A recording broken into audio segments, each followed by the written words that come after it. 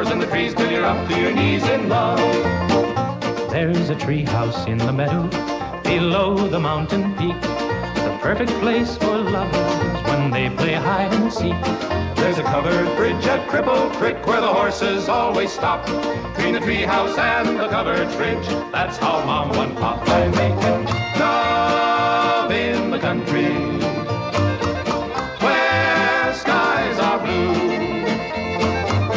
All you'll be dreaming of are the birds and the bees and the flowers and the trees till you're up to your knees in love. There are roses on the trellis and the scent of new mown hay. The clinging vine is jealous on the fence across the way. There's a great big yellow moon above and a breeze to sing a song. Between the roses and the yellow moon, a fella can't go wrong if he makes love in the country where skies are blue. All you'll be dreaming of are the birds and the bees and the flowers and the trees till you're up to your knees in love.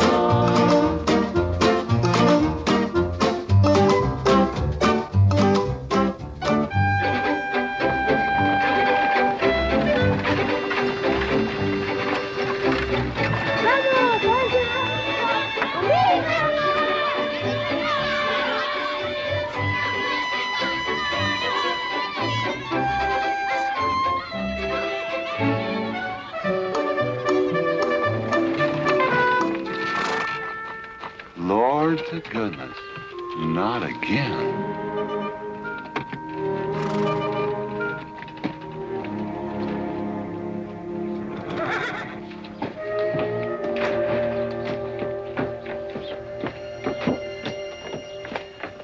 Howdy, Drago. Morning, Curly. Makes 7 times this month he come home swoggles. 6. 7? 6. Once was his birthday. That don't count. Give me my bucket whip. Didn't have anything for breakfast but 2 raw eggs and a mug of honey. No. Curly, Yes, boss. don't say it's a fine morning or I'll shoot you. Get out of here, Bunyan. Good morning. Morning. Carlos, what are you doing up there? I hope I get it this time, Mr. McLintock. My brothers, they got the big hats already.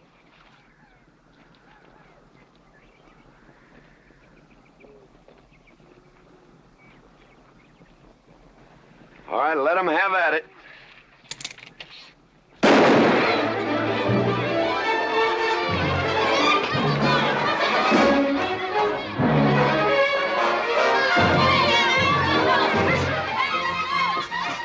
Get over it. Did you let me drive? You promised me you would sometime. No, yeah. Boss, you better watch that turn onto the road. You're gonna kill both of us one of these days. Thank you, Mr. Boss.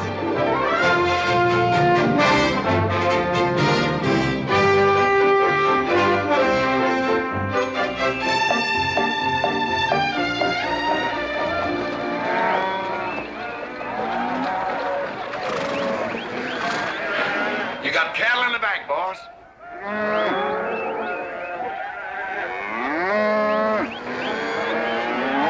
Yeah. Give it up, yeah.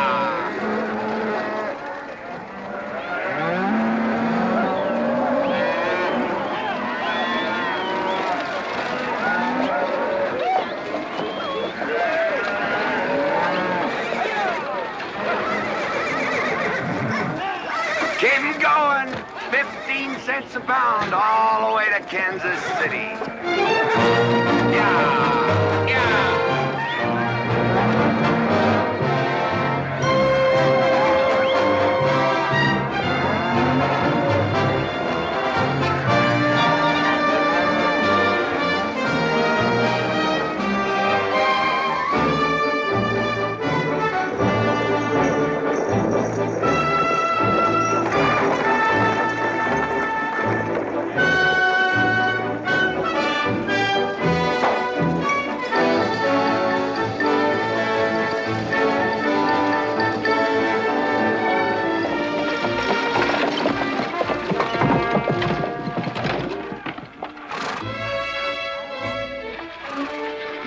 boss, there's one old pensioner I wished you'd pass up.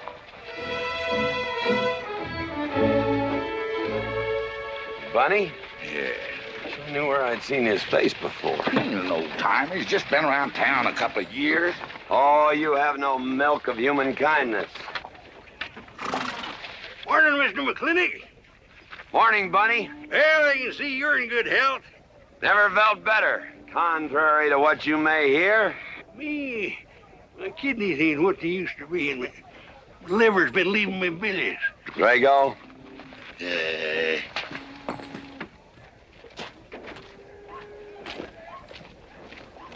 Hello, Ben. Hey, McLintock.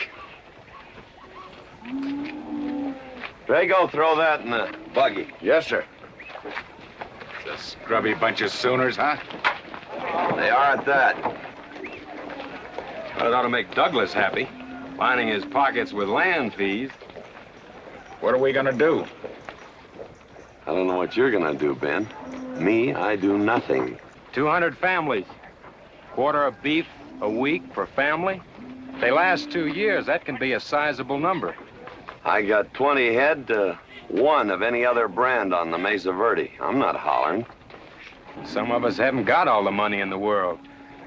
Some of us ain't old and tired and feel like being put upon. You interest me, young Ben. Go on. So the first time I find one of our hides wearing our brand hung on one of them settlers' fences, I aim to kill me a plowboy. You do what you want, McLintock. We'll do what we want. Fellas my age generally call me GW or McLintock. Youngsters call me Mr. McLintock. All right, Mr. McLintock. Not because I'm afraid of. You're the big he-stud of this country. And I reckon a fella my age should call you Mister. Full grown now, GW. He's a half owner of the spread. I made him a full partner the day the doc gave me the long face. Well, you want him to vote the first time this territory becomes a state, don't you? Of course I do. If these settlers get burned out, there'll be a lot of hollering that this country's too wild to be a state. And we'll go on being a territory some more, with a lot of political appointees running it according to what they learned in some college where they think that cows are something you milk, Indians are something in front of a cigar store. I'm looking to you to hold young Ben down. I'll do what I can. Come on over to the house once in a while. We'll rack up a few hands of stud. GW, that'll be just fine.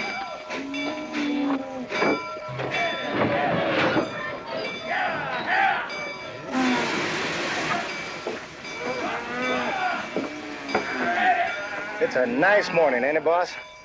Everybody's entitled to their own opinion. Like that again, eh? Here's something that'll cheer you up. About 1,000 head. I figure they'll bring about 1,250. They're not as fat as I'd like to ship. They all off the North Range? Yes, sir. Settlers. Every one of them with a plow and a Bible. Not the slightest idea what the range is for. Drago! Drag out that hog leg. Yes, sir. Give me some attention. Yeah! People! People! People! People!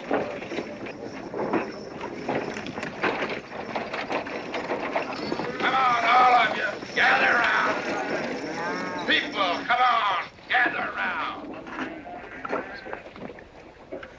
I'm McLintock. You people plan to homestead and farm the Mesa Verde. Yes, sir. The government give us each 160 acres. The government never gave anybody anything. Some years back, a lot like you came in. You had a pretty good first year, good summer, easy winter. But the next year, the last rain was in February.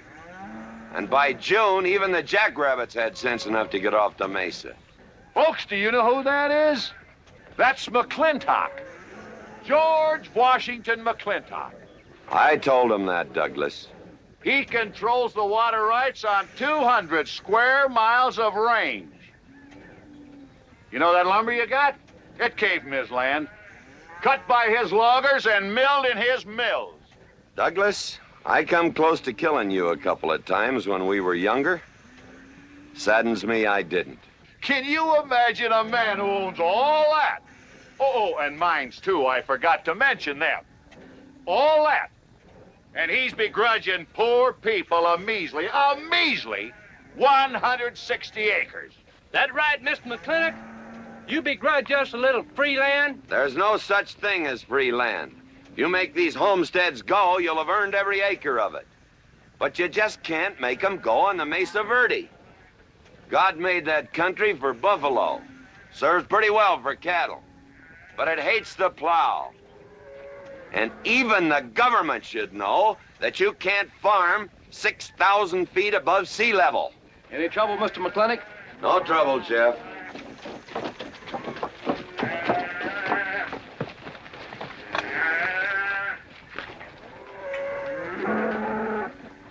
How about you, Douglas? Douglas? Just plain Douglas, eh? And you call him Mr. McLintock. Why? Well, Douglas, I guess it's because he earned it.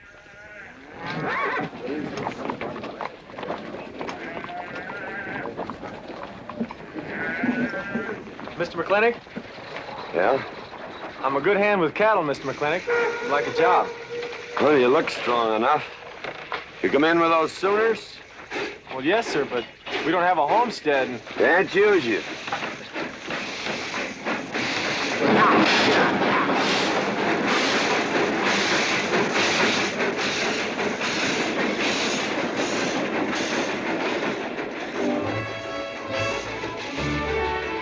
Tough life, ain't it, Sonny? Hell, ain't much future in being a farmer around these parts.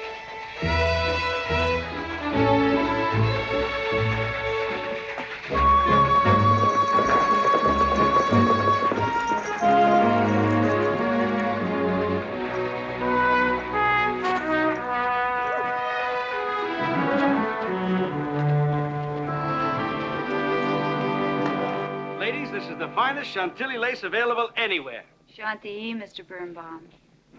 Well, believe me, it's the best. Oh, excuse me, please. Look around. Take your time. Drago, I got 1,000 Havana cigars and 12 of those hats for you over there. Them 12 big hats ain't gonna last long the way some folks have been dipping into that red eye these days. Uh-oh. Good morning, G.W. Good morning. I stole some stick candy. Please, help yourself. Come on in. Davy, you can forget about saddling up the horse. Come in here. Problem? Yes. Well, if I were blacks, I'd move Queen's Bishop to King 4. Yeah, you might be right. You know, I was just starting to work this out when the letter came. Letter? It was... What happened? Don't you want it? Morning, Mr. McLintock. Morning, Davy. You being here saved me a trip. Oh, that hat and suit of clothes you picked out for my birthday? Well, instead of this cowboy hat, I'd like to have this one. If it's, all right with you, sir. Oh, it's all right with me, Davy. Of course, that looks like the kind of a hat a fella'd wear down Main Street to start a fight. Oh, I don't need a city hat for that. All I have to do is walk down the street and some wiseacre will call me an Indian, and just like that, the fight's on. Davy, the letter, it's for you. And you are an Indian. Yes, I know I'm an Indian. But I'm also the fastest runner in town. I've got a college education, and I'm the railroad telegrapher. But does anybody say, hello, college man, or hello, runner, or hello, telegrapher? No, not even hello, knothead. Davy. It's always, let the Indian do it. Will you go out in the store and help the ladies? All right. I'm also bookkeeper, part-time clerk. Always let the Indian do it. The lady brought that out here this morning, asked for it to be taken out to the home ranch for you. Handsome lady, kind of tall with red hair. Called me Mr. Birnbaum, just as if she'd never seen me before, and as if that veil that covered her face would keep me from recognizing her. I thought she was in New York or Europe or someplace. So did I. Jake, you better throw on a couple extra cases of the boss's favorite bourbon. That stuff sure gets used up fast out at our place. Which reminds me, you better start tapering off. Katherine's in town. Katie?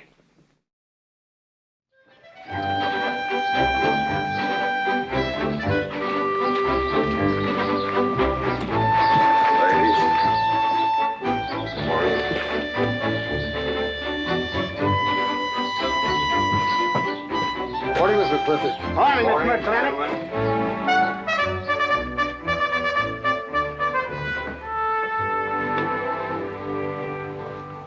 Good morning. Hello, morning, Matt. darling. Pomeroy, Morning, GW. what are you doing in here? Why aren't you out at the desk? Helping out the bartender. Yeah, I see a busy day. Give me the key to room 17. What? 17, and don't advertise it. Here they come, Mr. McLintock.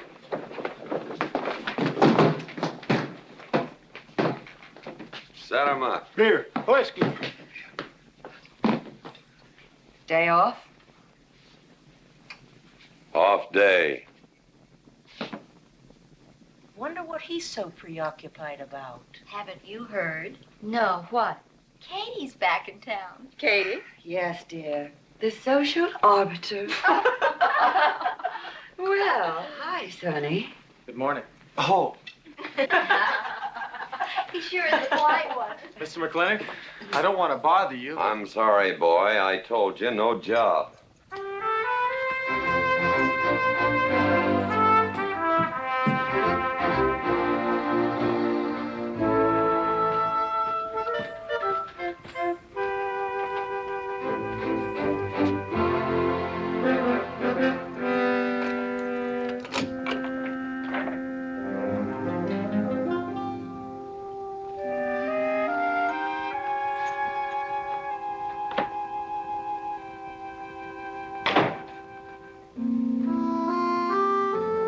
Katherine? George Washington McLintock.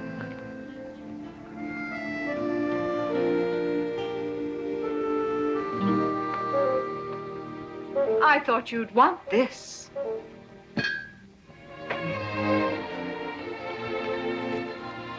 First dig of the spur. But who am I to upset your plans? But you feel kind of silly. I never feel silly. It's because you have no sense of humor. Why couldn't we sit down in the hotel dining room and talk about whatever it is you want to talk about? Or why couldn't you just come over to the house? And have everybody know that we're meeting. Everybody knows, and what's the difference? We're married. That is something I should like to change.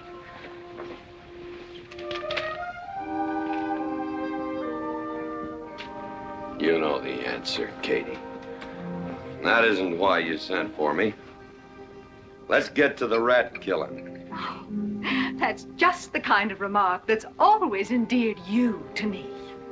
Let us open the discussion. Very well. Our daughter is coming home in a few days. Rather, she's coming here. It was just a slip of the tongue that made me refer to this ugly hamlet as home. Our daughter. Is it so hard to say her name? It's Becky. Rebecca! I hate that name. Anyway, she's coming home. And I hope to persuade you to let her live with me. Part of the time in the capital, part of the time in New York, and, of course, Newport during the season. You're whistling in the wind, Katie. If she stays here, she'll become just as crude and as vulgar as all of this country. And if she goes your way, she'll be all show and no stay. Oh.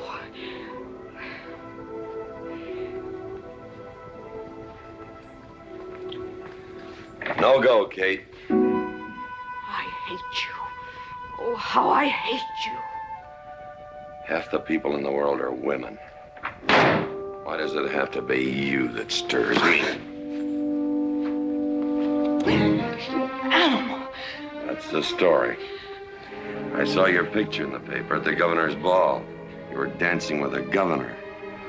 At least he's a gentleman. I doubt that. You have to be a man first before you're a gentleman. He misses on both counts.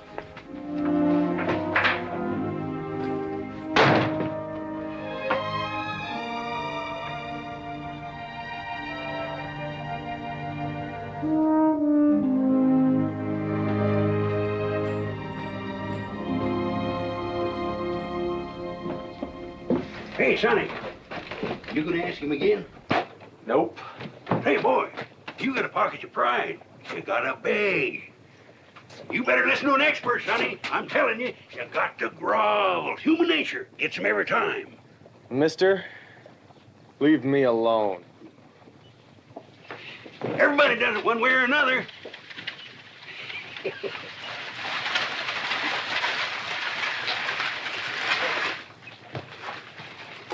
About that job, Mr. McLintock.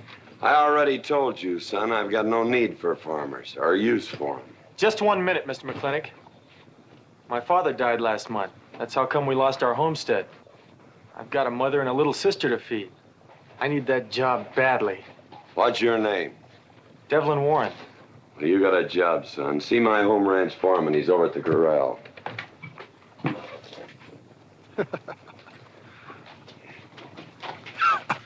Step down off of that carriage, mister.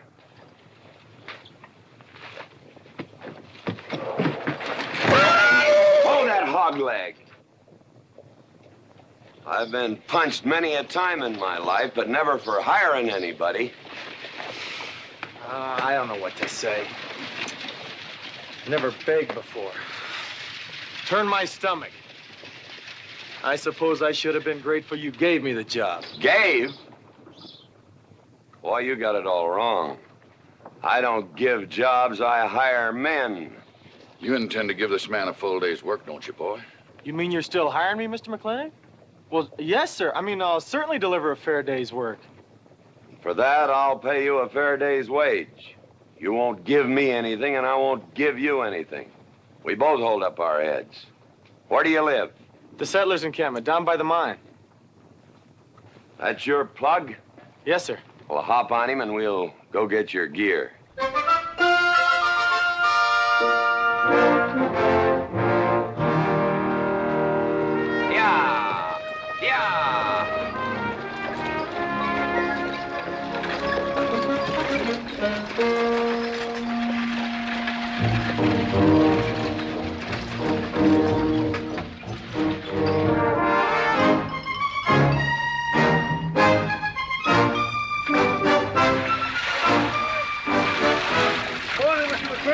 Morning, Mr. Poor Boy.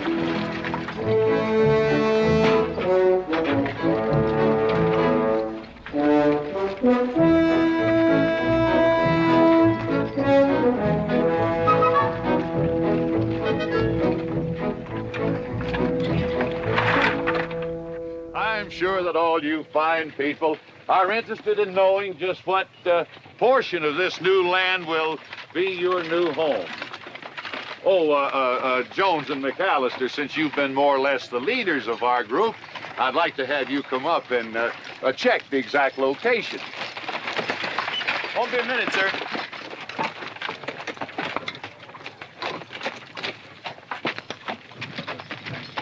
Go after that boy and give him $30. Tell him McLintock pays these riders a month in advance. From the looks of things, they could sure use it, too. Oh, Mom? It's Mr. Drago. More. Well, and what do we owe this visit from the cattle baron? I've got a touch of hangover, bureaucrat. Don't push me. Oh, backman!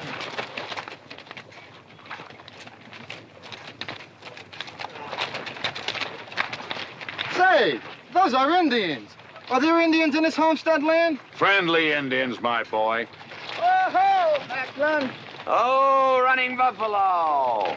Oh, Macklin! Long time we don't get drunk together. And it's gonna be a lot longer time, because it's against the law and you're with the sheriff. And if I got my hands full, they came into town to meet the train. The old Indian chiefs are coming home. I heard they'd been pardoned. They don't know when it's arriving, this week, next week, or next month. So in the meantime, I've got to do something with them. Could I cut out a couple of head of your steers to feed them? Otherwise, some of these settlers' milk cows are going to disappear. That's right, Macklin. Cut out whatever you need. Sheriff, are you going to camp these savages with all these settlers? You're asking for trouble. Mr. Douglas, I already have plenty of trouble. Please stay off my back. Running Buffalo, bring your people over to the clay slide. Go. Hello, Mr. Macklin. Tiny Mouse, it's nice to see you. You wouldn't believe it now, but 20 years ago, she was a mighty handsome maid. 20 years ago, you thought so too, Mr. Douglas.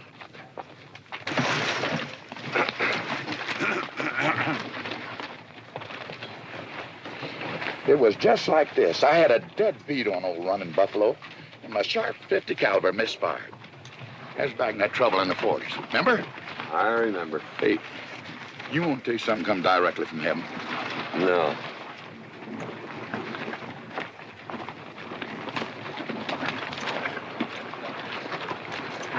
Where'd you get this? That boy's mama baked them. You thinking the same thing I am? She's a widow woman, boss, and she's got a long, hard road home. Hire her.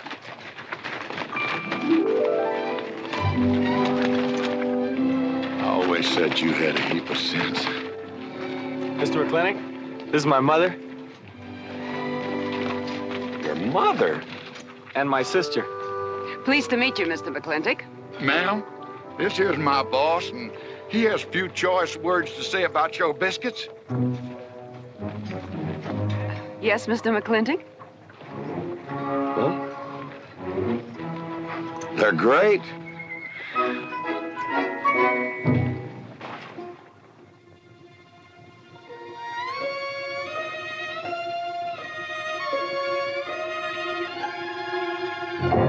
Well, you old Cantonese reprobate, how about it? Fire me? I kill myself. I'm not talking about firing you, I'm retiring you. You've been rustling food for us for 30 years. We're gonna put you out to pasture. All you'll have to do is give advice. Be one of the family. I kill myself.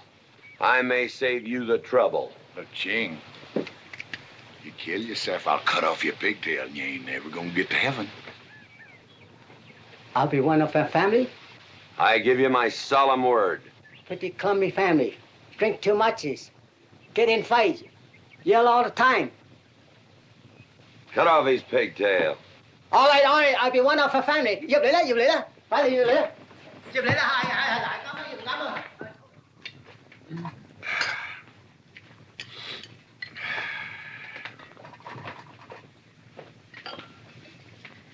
I hope everything is satisfactory. This is such a big house, it'll take me a while to get used to things. Now, please don't hesitate to tell me if anything is wrong. No bird's nest soup. Otherwise, just fine. Everything went nicely. Finally, fine. Ma'am?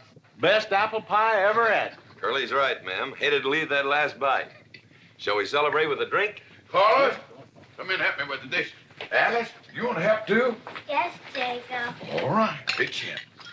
Now, I'll wash and you get some dry. Is that good here?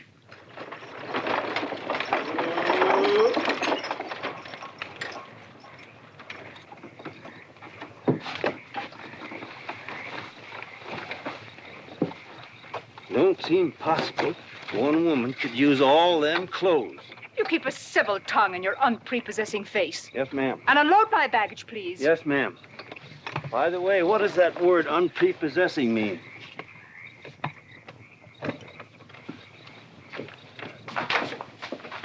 Miss McLintock. Oh, hello, Carlos. Run and help the driver with my luggage. I couldn't trust anyone else in this house to do anything correctly. Luggage? Give him a hand, Curly. Yes, boss. Mr. McLintock? Are you moving back in? Yes, but nothing has changed except my place of residence. And I'd be willing to put up with savages rather than be denied the company of my daughter. And I'm proving that by moving in here. Mr. McLintock, since it's my first day, would you excuse me if I, Go ahead. Oh, Katherine, this is Dev Warren. He joined the outfit today. Please, ma'am. Thank you. Well, how refreshing. A polite young man here. Where did he come from? He's a farmer. A farmer? Well, I'll be doggone. Kate, welcome home. What on earth are you doing in that idiotic-looking outfit? And don't you dare call me Kate. That's my butling suit. I'm butling for the boss. And I'm sorry, Katherine. That Kate kind of slipped out from the times I remembered you as being nice people.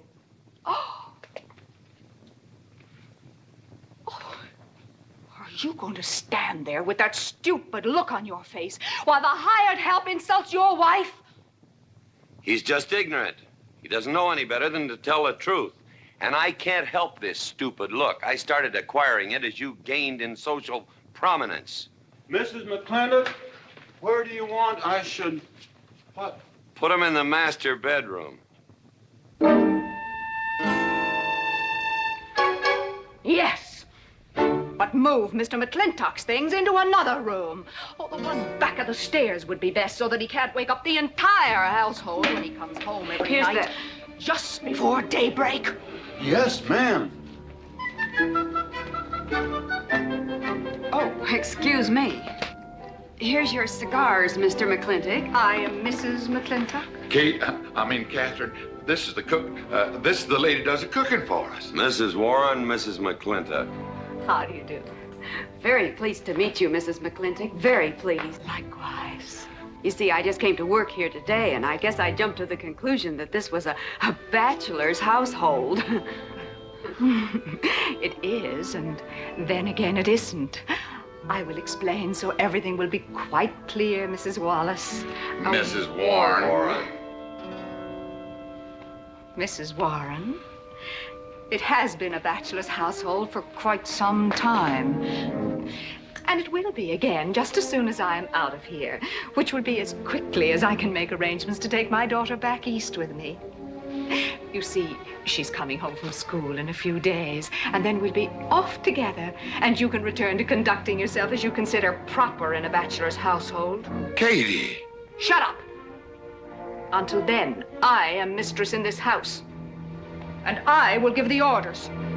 I want my breakfast served in bed. Let her. Ain't you gonna say nothing, boss? Breakfast in bed. No. 1 poached egg, tea, toast. Oh, GW. As soon as my things are put away, I want to talk to you about Rebecca.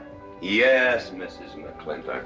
Indeed, Mrs. McLintock. Of course, Mrs. McLintock. The toast, lightly browned and unbuttered. Of course, ma'am. Wait a minute now, boss. Where do you think you're going? I just remembered I got a date. But she said she wanted to have a talk with you. I heard.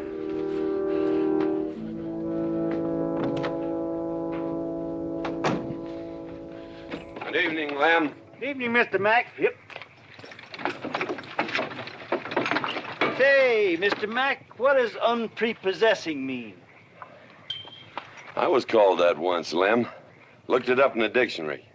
It's best you don't know what it means. Uh-huh. Thank you. You're up.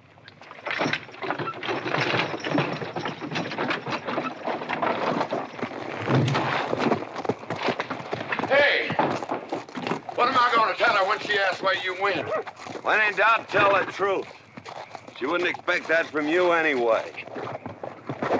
Where's Mr. McLintock going? There he goes, burning his last bridge. You see a yellow streak about a foot wide running up down his backbone. Well, Mr. McLintock? He ain't afraid of nothing. I once thought that.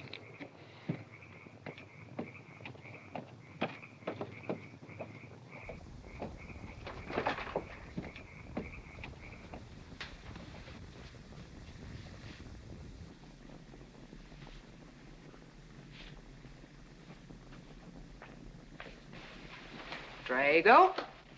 Yes, ma'am. Was that, He took off, lit out. I told him I wanted to talk to him. Yes, ma'am. I was standing right over here when you said it, and I was standing right out there on those front steps when he walked up to a horse, grabbed a hunk of mane, stepped up on him, and sunk spur. Where did he go? Last time I saw him, he's going east. But you know him, he's liable to go north, south, or west. Get me a carriage. Yes, ma'am, but But what? maybe you shouldn't follow him into maybe where he's going into. What does that mean? I don't know, but I wish I hadn't said it. I'll just get the carriage. Yes, ma'am. What happened? Get the Bruce. Baruch? Hitch it up. She wants to go to town. But Mr. McLintock never said anything to me about it. Look, young fella, I'm the ramrod around this place, and you better start giving me a yes, sir. You're gonna get the roof of this house pulled down on your head. Yes, sir. Hello, Davy. Hi, Mr. McLintock. New broom, eh? Drink, please. Hello, Bunny. How is everything? Oh, fine, fine, Mr. McLintock. I'll get you next time.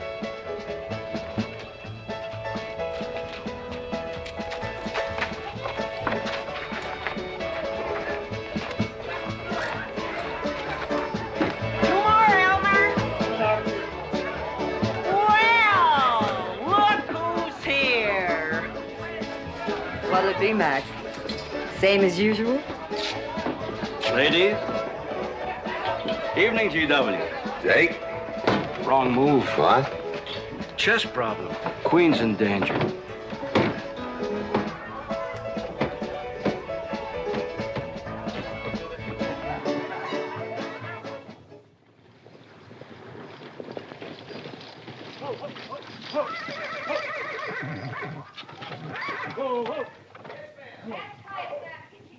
I suppose you can do that.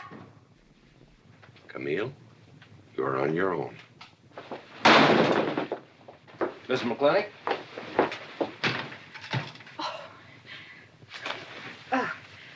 I'm Camille. Camille Reedbottom. I'm learning the game of chess. Thought it would give me something to pass the time. See, I have nothing to do all day long. I just remembered something.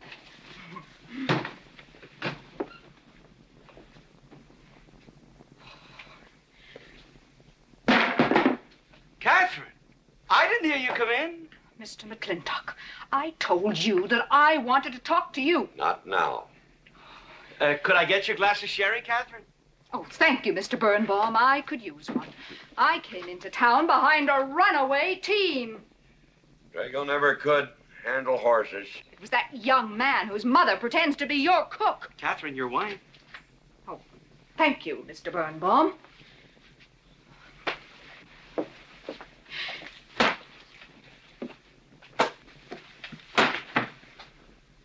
Now, Mr. McLintock, we have an awful lot to talk over. First thing I learned about Indian fighting was to wait for daylight.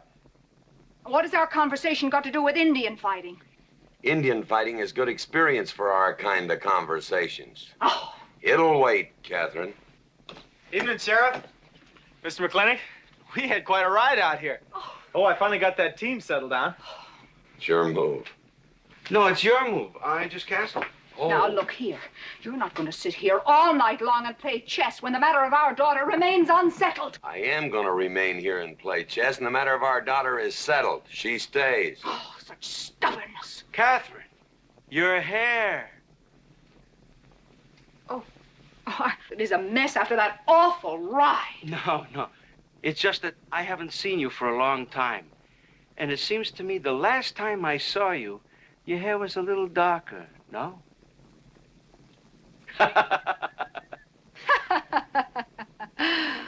It's a funny thing the tricks a man's memory will play, huh? Mr. Birnbaum, I think that you've completely lost your mind. You have done something to your hair. I have not. I had it been none of your business. I'm certainly not going to put myself in the place of those blondine trollops that you seem to prefer. Take it. Huh? Oh. Fill it. Oh.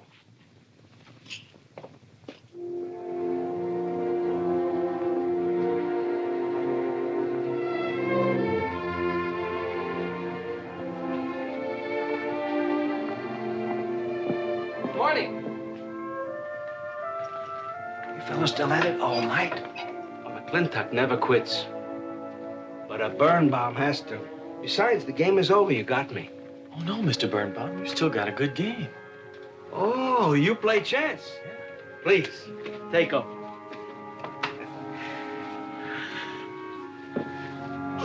Pretty good. Fair. Well, looks like I won't have to come into town always to get a game. Remember, I'm a bad loser. It's your move. Yes, sir.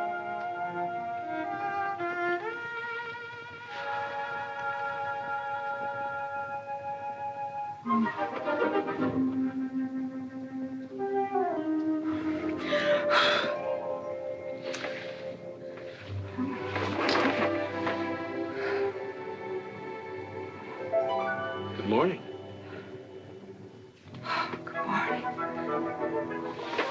Oh, it's not morning already. Mm-hmm. Cup of coffee? Oh, yes, thanks, Jake. You're welcome, Katherine. Got any cream? Canned cow's milk. That'll do. Good old condensed milk. That reminds me. I was cleaning out my desk the other day. I found something I wanted to return to you.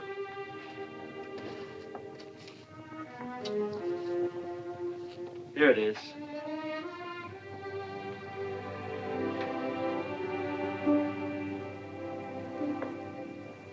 It's a medal, remember? From the President of the United States of America to First Sergeant Michael Patrick Gilhooly for bravery above and beyond the call of duty. It's your papa. Reminds me of the first time I ever saw you. It was over 17 years ago. You walked into my store, not much bigger than the bundle you were carrying. And in the bundle was the most beautiful baby I ever saw. And was she hungry? You walked all the way from Superstition Creek just to trade me that medal for a case of canned milk. GW was off somewhere as usual, fighting Indians. Sheriff! Sheriff Lord! Well, have you seen the sheriff? Kind of early for him. To try his house? Why didn't I think of that? Looks like Birnbaum's is open. Maybe somebody in here knows. So there you are, Sheriff. I told you you were headed for trouble. Trouble? I want to know by whose authority you let those Indians stay in town. Those savages are wards of the government, and I am the representative of I that told Sheriff Lord that he could put him up down by the clay side. Because the town's named after him, he thinks he owns it. Well, you check the books in the recorder's office, and you'll find I do own a fair piece of it.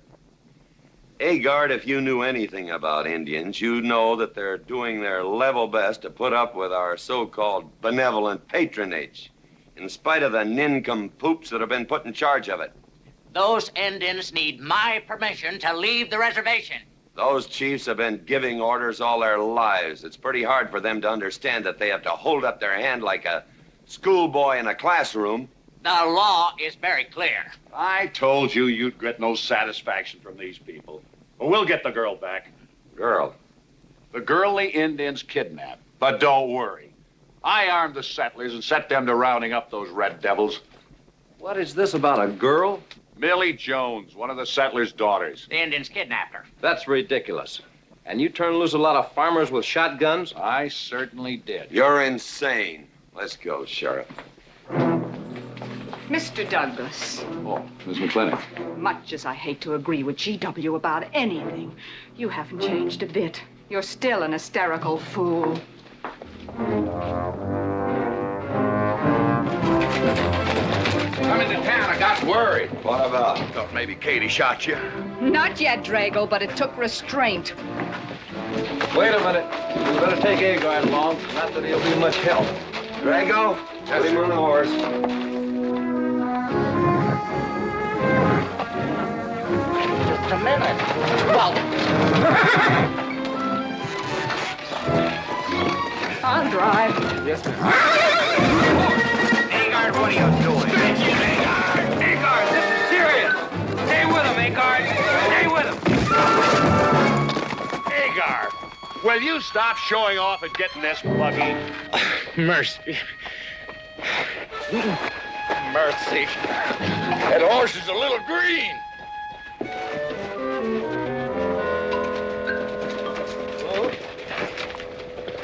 Let's go. yeah.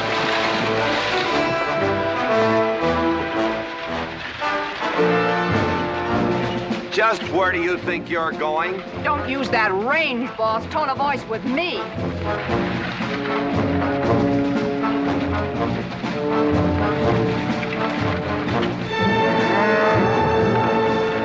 Carter! Headed for Mr. Poorboy's mine. Mount up some riders. Right, boss. You heard the man.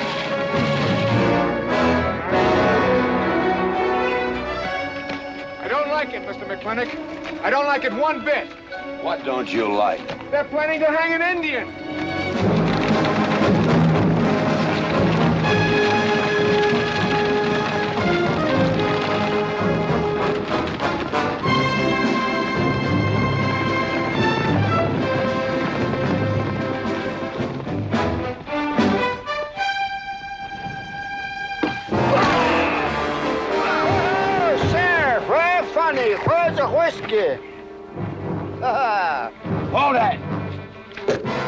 Not so fast, Mr. Boss of the whole country. Unless you want to wear a big hole in your middle. How long is GW going to let that cheat-chalker push him around? That cheat-chalker has a sawed-off shotgun. How do you know she didn't wander off someplace or meet some fella or something? What are you saying? That I didn't raise my girl right? That she'd wander off all night with some man? There's a lot of things I'm not saying to you, mister. Well, you got a sawed-off shotgun in my middle. But how do you know this Indian had anything to do with it? She's gone, ain't she? She's gone. Pa! Pa! I'm over here! Pa! Been looking for me, Pa? Where you been, gal?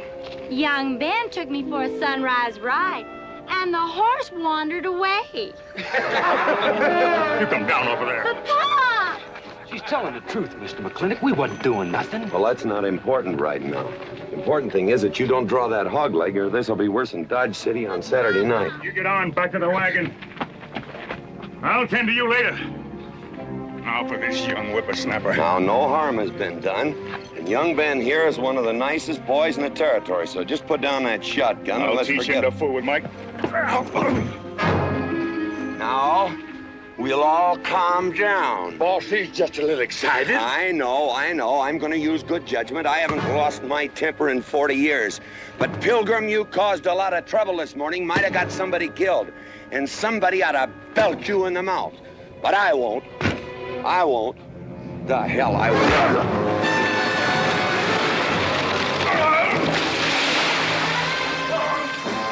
McLintock Rider!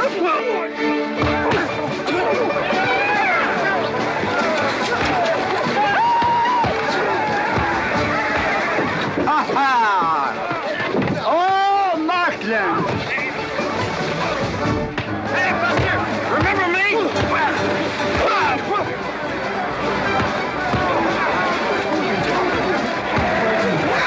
Hello, sir. Nice party.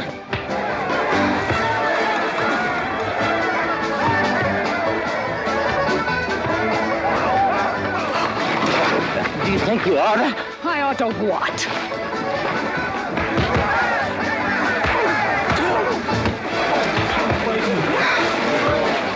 Why, you...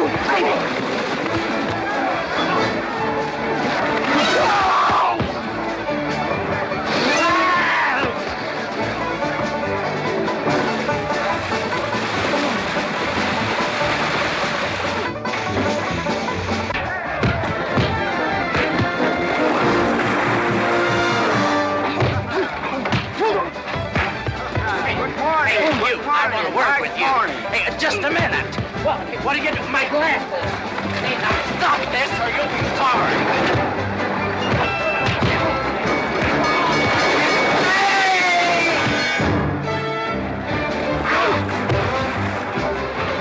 Stay out of this, Jake. It's everybody's war.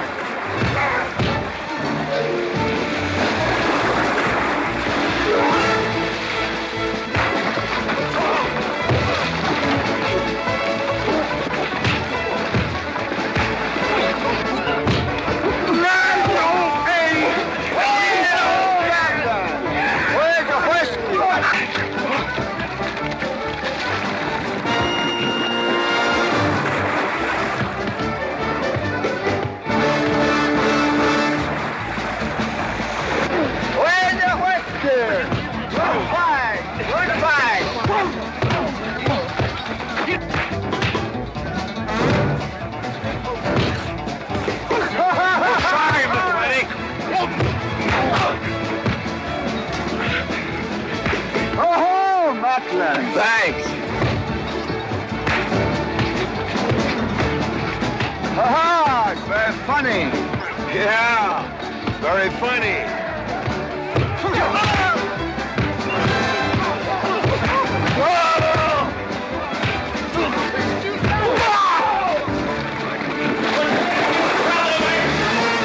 Guys, Mr. Douglas, I'm sorry.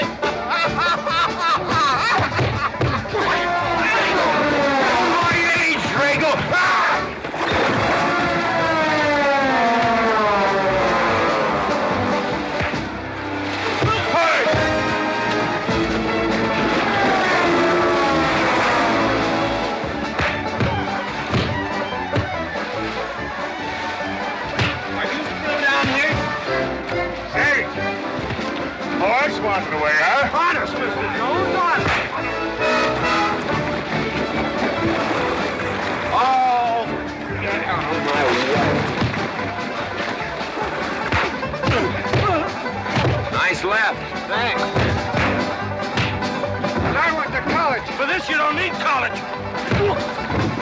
You're not getting me down there.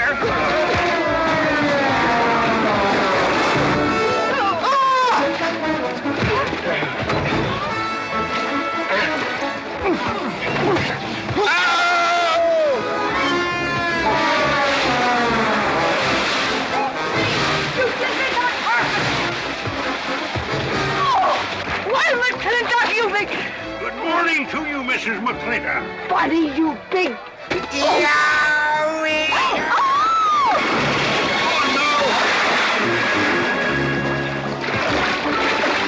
G.W. McLintock, you big, great big clumsy. Well, it's pretty hard to control yourself.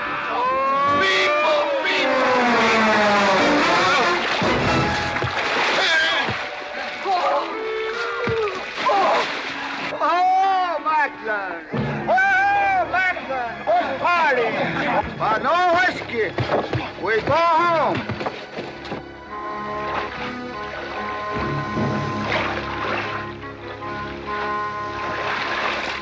You and your friends. Well, we at least saved your hat.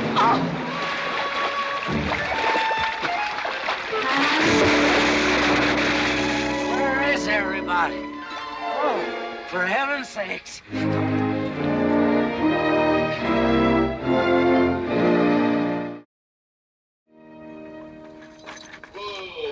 Drago, will you never learn how to handle a team? Yes, ma'am, I'll sure try. I'll tell you that now. Try me family. You want to lose your pigtail? I lose face. Lousy lot of tips. You want to lose more than that? Kate, Yes? we could be a big help to one another. Like what, may I ask? Well, we could wash the mud off of each other. We used to have quite good times doing that sort of thing. There are a lot of things we used to do. Good night, Mr. McLintock.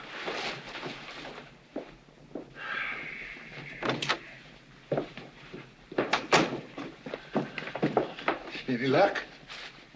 What are you talking about? I mean, divorce. She still want it? Yeah. You know something? Women are funny. She fought like a wildcat on your side out there this afternoon. Come home, she slams the door in your face. That divorce business, is that what you get when you pay a woman not to live with you? That's about it. Some women I've known it'd be worth it. You know, if we had any moral character, we wouldn't be standing here covered with mud drinking when we should be washing. G.W. Drago.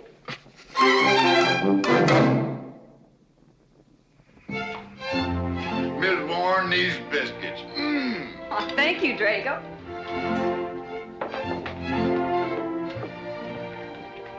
Good morning, Mrs. Warren. Good morning, Mr. McLintock. Breakfast for the boss? If that's the way you want it, Mr. McLintock.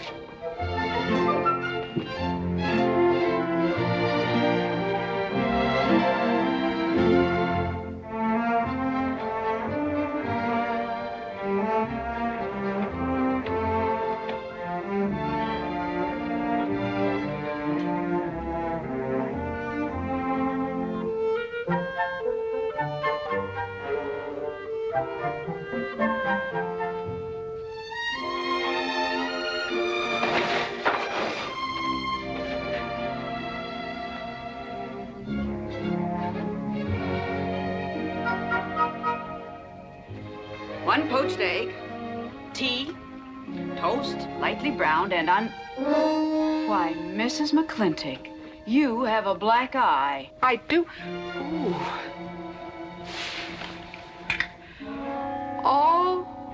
Oh, and Becky's coming home today. And that's not all. There's a little something we'd better get settled. There are no men listening now, so we can be ourselves. Oh, sure, I let you get away with all that guff the other night. But now that we're alone... When I want the opinion of the hired help, I'll ask for it. You know, you could wind up with 2 black eyes. What? Oh, I realize you had to put on that big act. We always have to just before we get ready to forgive them. Generally for something they haven't done. But you and I both know that's just to keep them from getting the idea they run things. McLintock give you that black eye? No. No, Nobody gave it to me. I won it.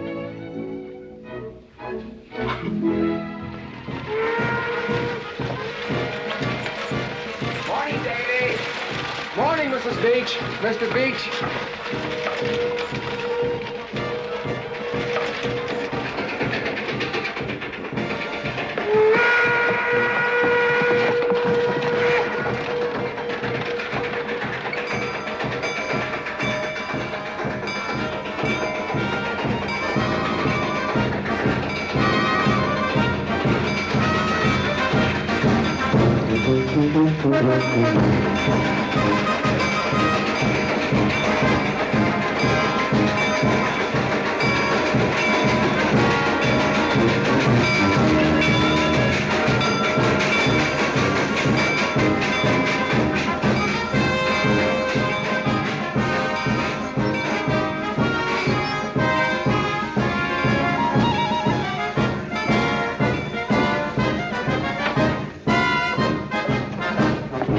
Why, Miss Becky, welcome home. Hi, Dad. My boy! Good to see you again. Daddy! Well, Daddy! It's been 2 long years. I guess I'm gonna have to stop calling you Tomboy. Oh, Becky. Mama! Oh, darling. Mama. I wasn't sure you'd be Oh, here. I've been here a few days. Oh, Becky, I've bought you 3 of the most beautiful dresses. Oh, Mama. Uncle Drago! Oh! Did you bring your old uncle a coming home present? Sure did. What is it? A mustache cup. And what did you get me? Prettiest Palomino pony that ever packed a saddle. Broke the stand, drowned, tie, and the counter. Oh! Uncle Jake! Oh! What are you doing with Mr. Douglas's tuba? Oh, Mr. Douglas has had a little accident. I brought you a whole shipment of licorice sticks. But now that I've seen how much you've grown, I think we better exchange them for a couple of bolts of dress goods, huh? Thank you. Oh, the mayor was going to be here, but he had to go to the territorial capital on a horse theft matter. But I'm going to give his speech. Oh, and don't worry about the mayor. I'm sure that he can find a bill of sale for the horse.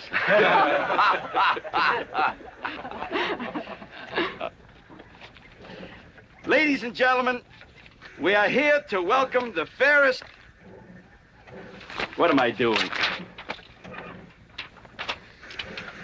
We are here to welcome back the prettiest girl that was ever born in McLintock, or in any part of the territory.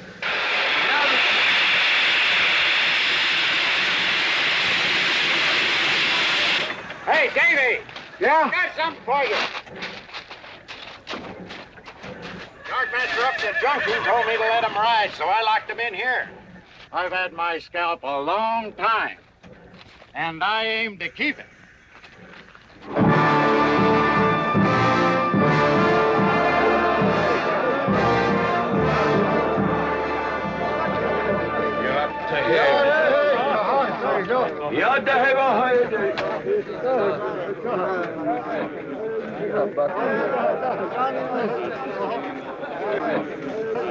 And now she's come back to us. Gone are the pigtails, but the freckles are still on the prettiest face that was ever born in McLintock.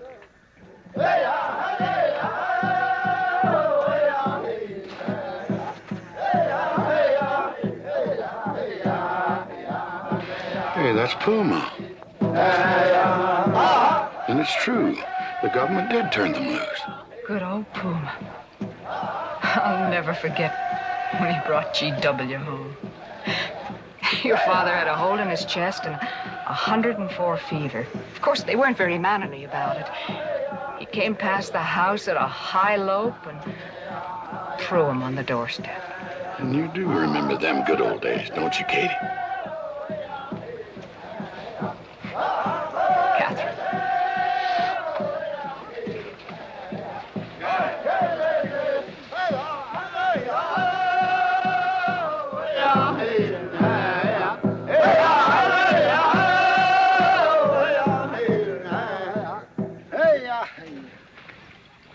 Yatta-hey, my friends. Yatta-hey. Puma, honored enemy. Does Big McLintock forget? Also blood brother. No, I'll never forget that. All wound. Does it hurt still? I feel it when it comes on to rain. An inch higher and I wouldn't have had to worry. Our Big McLintock, that was remembered fight. We return with news. Our people have more trouble. You see, I learned good English now, Big McLintock. Learned in white man's jail. But we would have you talk our cause at government hearing. I understand that Governor Humphreys is going to preside at that meeting. Yes, Puma, I'll translate your wishes. Mr. McLintock, could I impose upon you to use your Comanche to tell these Puma chiefs... is chief of the Comanches, and he speaks English very well. Oh, well, your people will have to follow my instructions to the letter. It is the law of the land... Hold on, just a minute. Well, for heaven's sakes.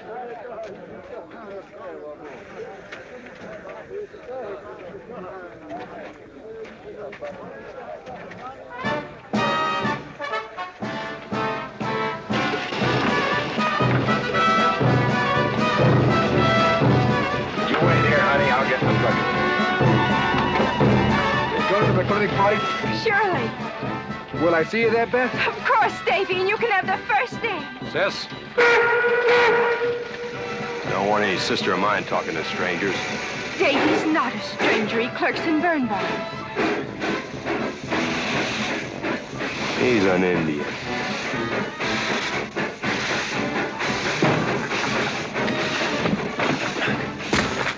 Darn you, Drago! Now look what you've done. Baby, this is Devlin Warren. He works for you, Papa. Dev, this is Miss Becky McLintock. Those are my things. Yes, ma'am. Oh, I don't own you anywhere, Miss Becky. What do you mean?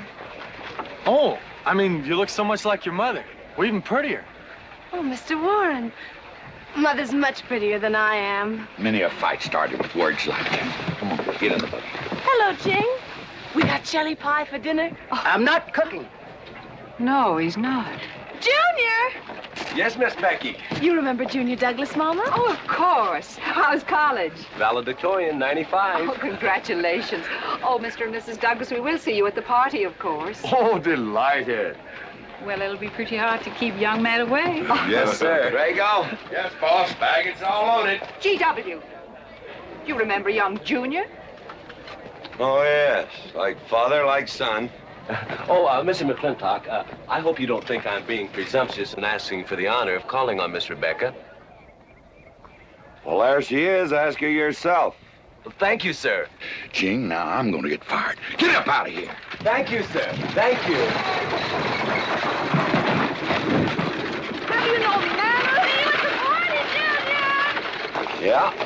Yeah. Yeah, what? Like father, like son. What did he mean, Matthew? Come on, Ching. Grab a root and growl. Well,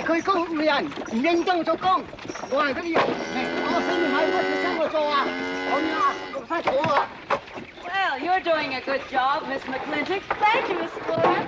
Deb, when you're finished there, go over and help Drago with the beer cakes. Yes, Mom. Deb, could you come and help me a minute?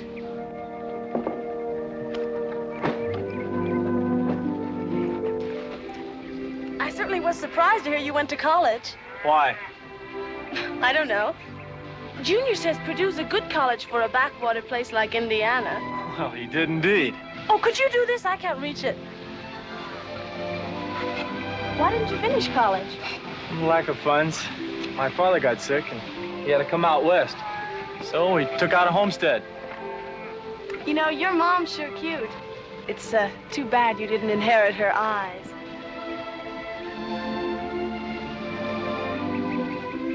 Well, you'd been lucky if you'd inherited a few things from your father. Oh, really? For instance? It was common sense, for instance. Common sense? Yeah. You don't see him being fooled by some dude like Junior Douglas. Junior's not a dude. He's nifty. This needs a woman's touch. And besides, he got a letter at college. What sport? Glee club. Very strenuous. Don't you dare hug me! Oh! I have no intention of hugging you.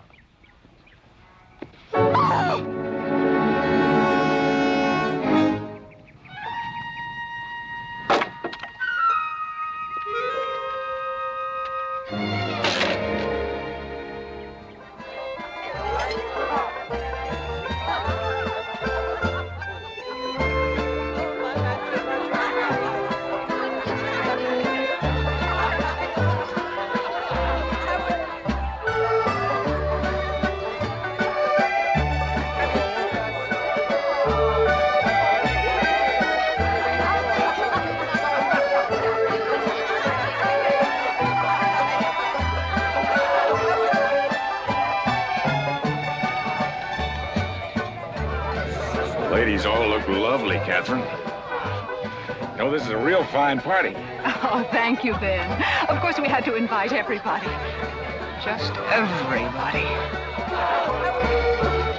Sorry, GW, but this one's mine. Well, thank you, Mrs. Warren. I guess I'll have to be a good host in my own home. Well, the next one's yours, Mr. McLintock. Thank you.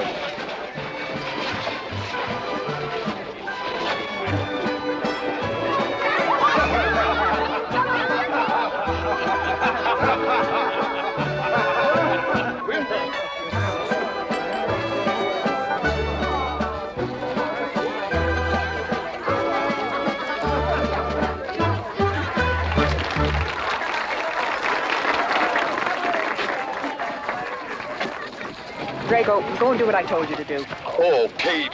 Katherine, and do as you're told. Oh, Drago, do this. Drago, do that.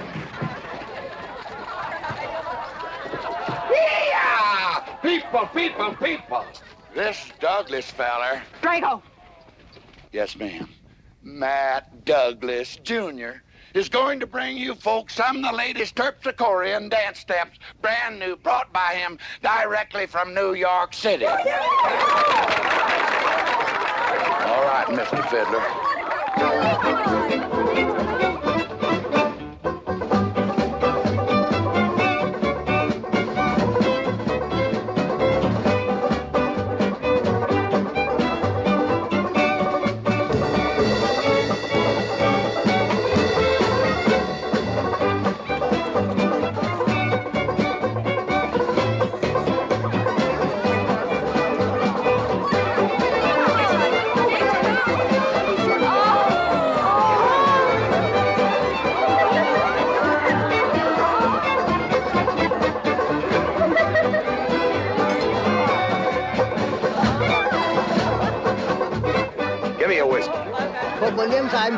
What? Just turned a 10-gallon party, boss. We're running out of whiskey. Well, I can take care of that, Shane.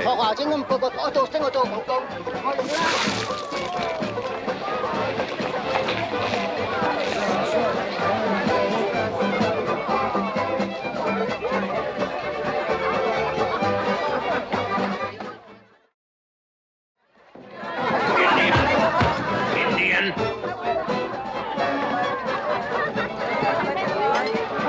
And you still got any ideas about asking my sister to dance? Get up and we can do this all over again. Yes! That's enough. You fought it. It's all over. Quit butting in, Birnbaum. He's a hard man, not your son. Look, you fought him fair and square. I don't think it was so fair and square. Well, you want to take up where he left off? If I did, you wouldn't find it so easy.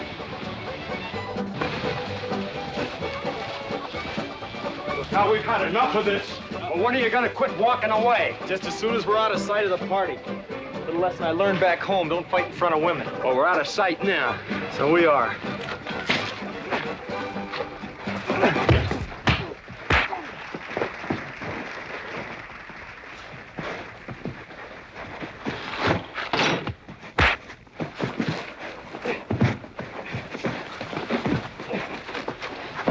Such vulgarity. Someone should do something about it. You're right. Absolutely right.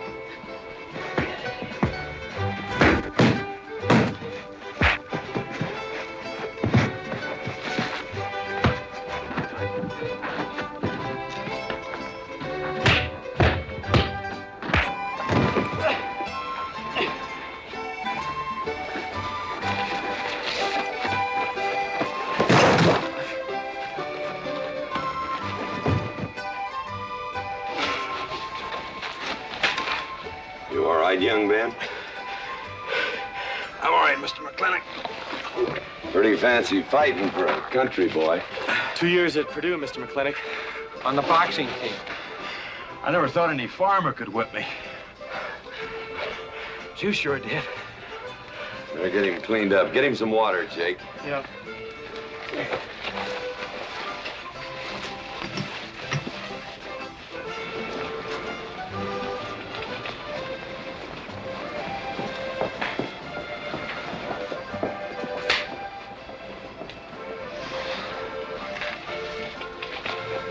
Get yourself cleaned up.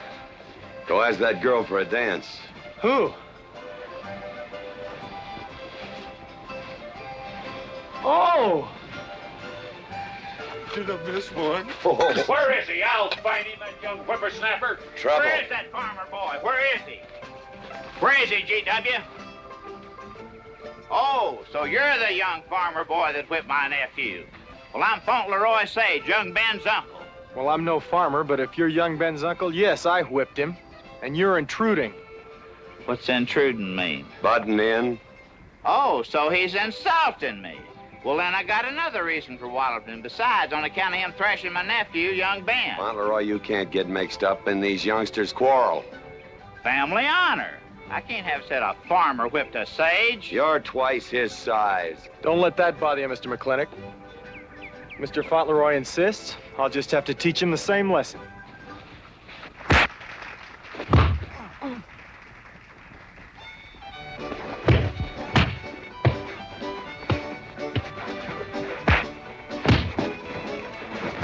Say!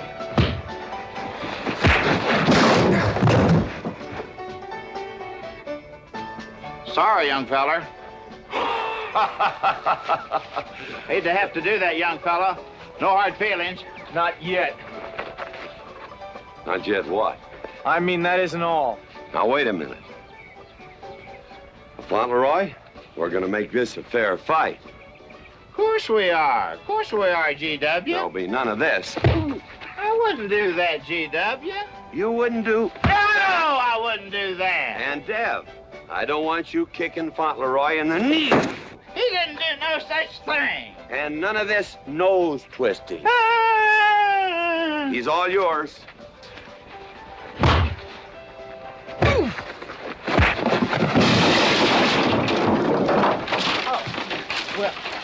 Well, where are my glasses? You all right, young feller?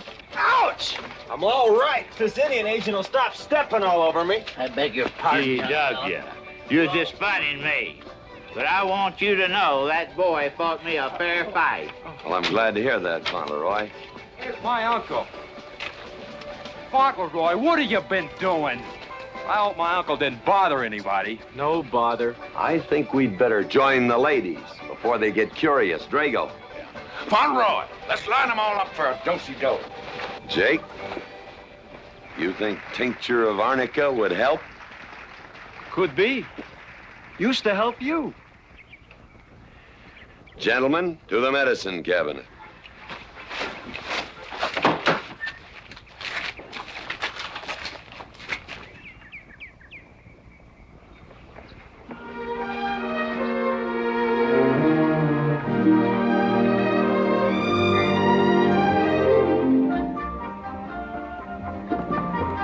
Good morning, Drago. Morning, baby. You seen Daddy? Took over early this morning with a scattergun over his arm. Went hunting.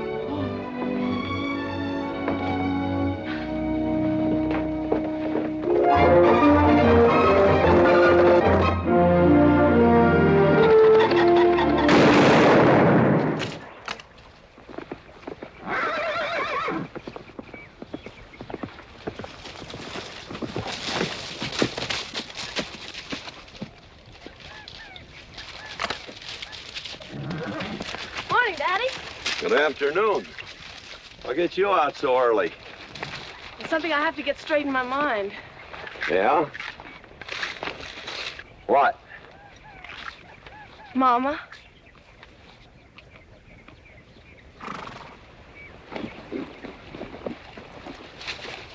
Why'd you and Mama stop living together, Daddy? Why'd you separate? Aren't you going to answer me? No, It's sort of my business, I think. I don't. Is it another woman? Usually is. At your age, you always know what's usual. Is it Mrs. Warren? Becky, I don't want to start laying the law down your first day back home. But I'll have no more such talk. First time I ever saw Mrs. Warren was last week. She has a job here at which she's very good. And I hope you'll have the good manners to not pry into other people's business. Your mother's and mine. Pretty good shot, Daddy. Oh, I can understand your trouble. Mama's often so, well, so petulant. Petulant? You learned a lot of words back east, Becky. Wish to God they'd have taught you some meanings. You were only about 6 months old when your mother stayed alone with you in a sod hut under 8 foot of snow, while I moved the herd 300 miles south to try and save it. Saved about half of it. You were a little more than a year old at the time of the great Comanche raids. We stood off 500 Plains Indians for 9 days. Petulant, Becky? I think you better go on home. See that Ching gets those birds.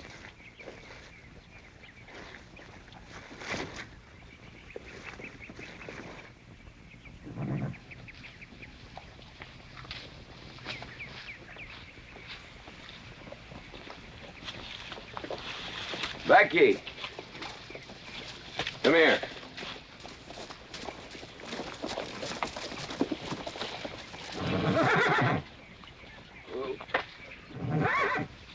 There's something I ought to tell you. Guess now's as good a time as any. You're gonna have every young buck west of the Missouri around here trying to marry you. Mostly because you're a handsome filly. But partly because I own everything in this country from here to there. They'll think you're gonna inherit it. Well, you're not. You're gonna leave most of it to, well, to the nation, really. For a park where no lumberman will cut down all the trees for houses with leaky roofs. Nobody will kill all the beaver for hats for dudes, nor murder the buffalo for robes. What I'm gonna give you is a 500 cow spread on the upper Green River. Now, that may not seem like much. It's more than we had, your mother and I. Some folks are gonna say I'm doing all this so I can sit up in the hereafter and look down on a park named after me. Or that I was disappointed in you. Didn't want you to get all that money. But the real reason, Becky, is because I love you. And I want you and some young man to have what I had. Because all the gold in the United States Treasury and all the harp music in heaven can't equal what happens between a man and a woman with all that growing together. I can't explain it any better than that.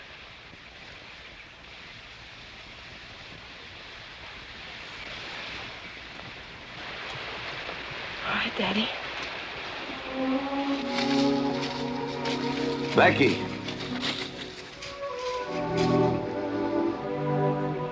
When you're as old as I am, you'll thank me for this. Daddy, I'm full grown. I wasn't worrying about me. I was thinking about you and Mama.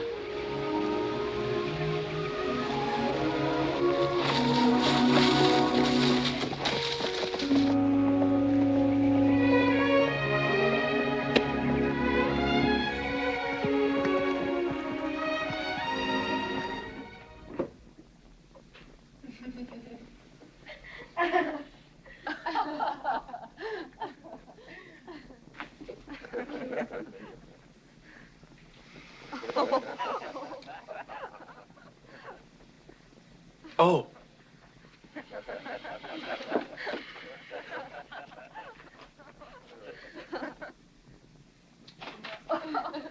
Well, sir, all 3 of them fell right out of the carriage. Well, it's getting rather late, Becky. It's bedtime. Oh, Mother.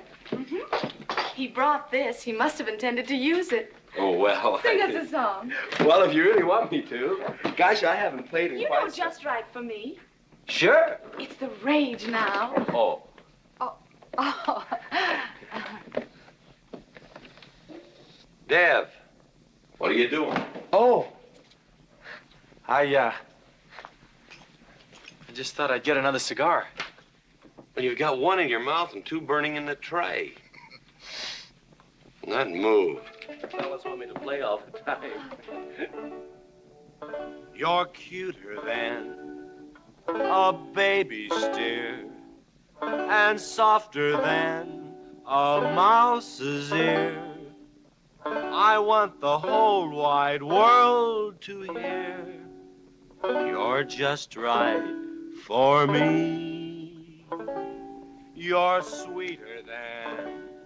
Oh, no, not that rhythm, Junior. Do it the way they do at the plaza. I know the words. Sure, Becky. Will you sing with me? Of course.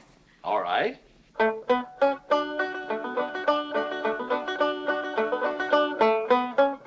love a man who's witty and smart and clever. It's your move. Oh. Oh, Deb, you're playing like an amateur. Let's call it an evening. I'd like to know where your mind is tonight. You're sweeter than the early spring or bluebells when they start to Pretty good. You Voice like her make father. feel like a king. You're just right for me. Sweeter than honey, finer than wine. I'm sure they found you on that honeysuckle vine. I would melt in your embrace. You disappear without a trace. To die like this is no disgrace. This is the time. This is the place for you. Just right for me.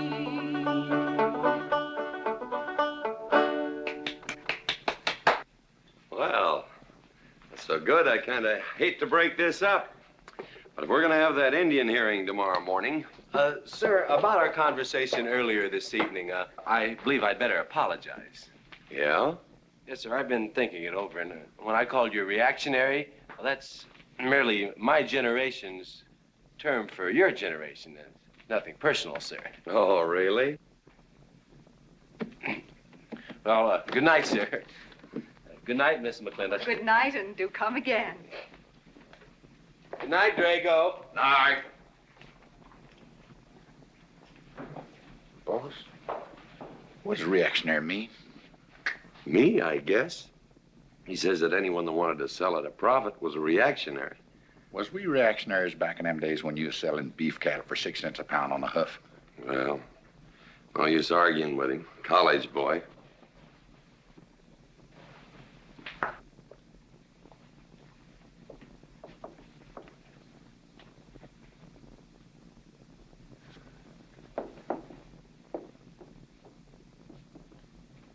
Devlin Warren, if you was my kind of man, you wouldn't let some dude walk off with the prettiest girl west of Denver without putting up some kind of fight. Does it show? Well, what can I do? I'm just one of her father's employees. I'm just a hired hand around here. Every so often, Dev, you spill the strangest ideas. Everybody works for somebody. Me, I work for everybody in these United States that steps into a butcher's shop for a T-bone steak. And you work for me. There's not much difference. Daddy, the most terrible thing just happened. Junior's horse ran away. The one he rented at the livery stable. Tied up a rented horse by the reins. He's probably back in the stall by now. I think we could get Junior something that he can ride. What I'd rather do, Daddy, is drive Junior home in our barouche. It's a lovely evening, and I'm sure Uncle Drago wouldn't mind driving. I would, and I got the kind of manners don't keep me from saying so, just to be polite. I'll drive him home, Mr. McLintock. And you don't have to come, Miss Becky. I'll see that he gets home safely. I can take care of myself. You got yourself a foot, didn't you? Dev, get the carriage. Drago? I'm going with them. Now you got me wrangling dudes.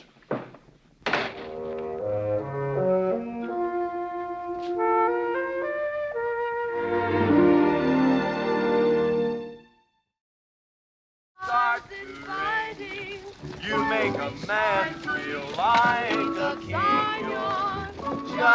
right for me. Miss Becky, somebody better help me watch the road. You know, I'm new around here. Might take the wrong turnoff. Devlin Warren, you know there isn't a turnoff between here and town. You disappear without a trace. To die like this is no disgrace. This is time. This is Devlin Warren, what are you trying to do? Kill us? Rather have your friend drive?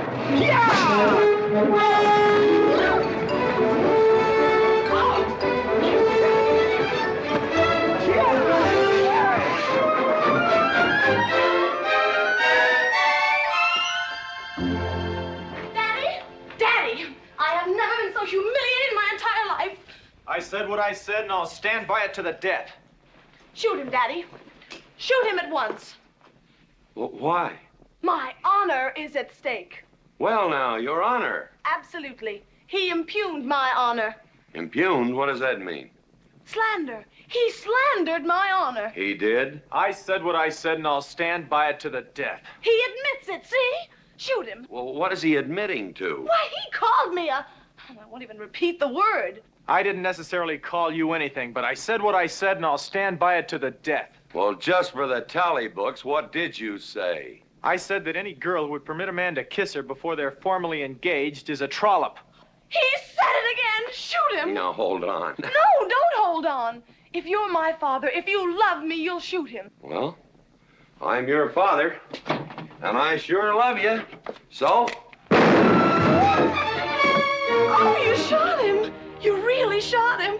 Hey! He dies. If he dies, he'll be the first man ever killed with a blank cartridge. We use this to start the races on the 4th. Hey! I'm on fire! Oh, you poor dear. Poor dear? You'd have had me shot in cold blood. But it didn't happen. Yelling I insulted you and all. What you need is a good spanking. Dev! Daddy! Leave me out of this. Well, I think I'll give you what you deserve. You wouldn't dare! Oh, wouldn't I? You'll think next time before you have someone shot. And this kicking and yelling isn't gonna help you. Don't you! Oh, Daddy! Wait a minute! Daddy! Oh, Daddy, help me! Don't! Daddy, boy, I hate you! Mommy! Oh, G.W., was that a shot?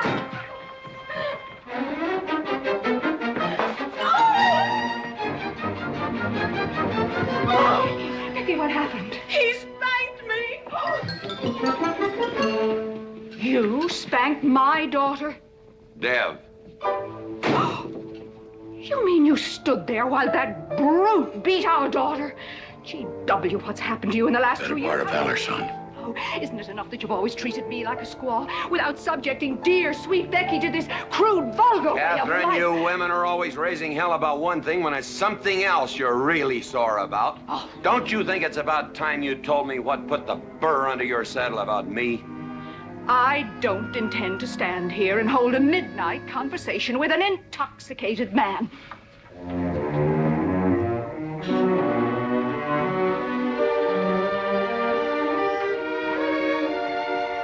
And I am not intoxicated.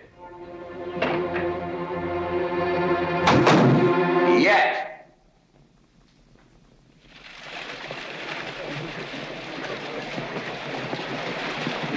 Hello, Governor! Hello, Governor!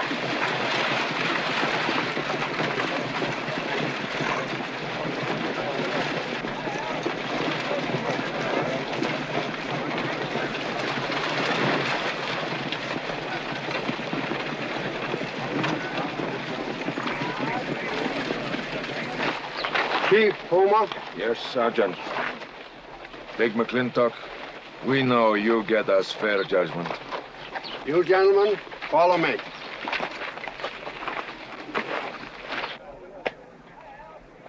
Well, Jake? GW?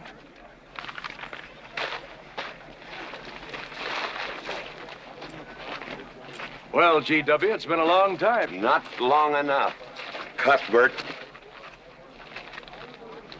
Your husband is a rude man. Yes, Cuthbert, I know.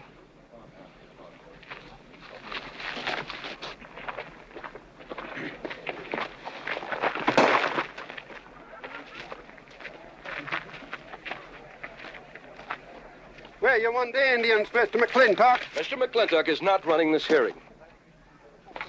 Sergeant, seat those Indians. Yes. Gentlemen, be seated. You know, the whole tribe here want to come into town. Proceed, Lieutenant. This hearing is now in session. Governor Cuthbert Humphreys presiding. Good luck, Daddy. Afraid it's a packed court. Government Edict number 826 has ordered that the Comanche Nation be transferred from their present reservation to Fort Sill. It is the government's claim, as filed by Indian Agent Agard, that these chiefs, after being released from prison by a kindly government, did then rouse and incite defiance among the tribe against said order. It seems, gentlemen, that although some of these chiefs speak English, Chief Puma is quite at home in our language, they have chosen Mr. McLintock to be their spokesman. I speak for the Comanche, or rather I offer this translation. Proceed, Mr. McLintock.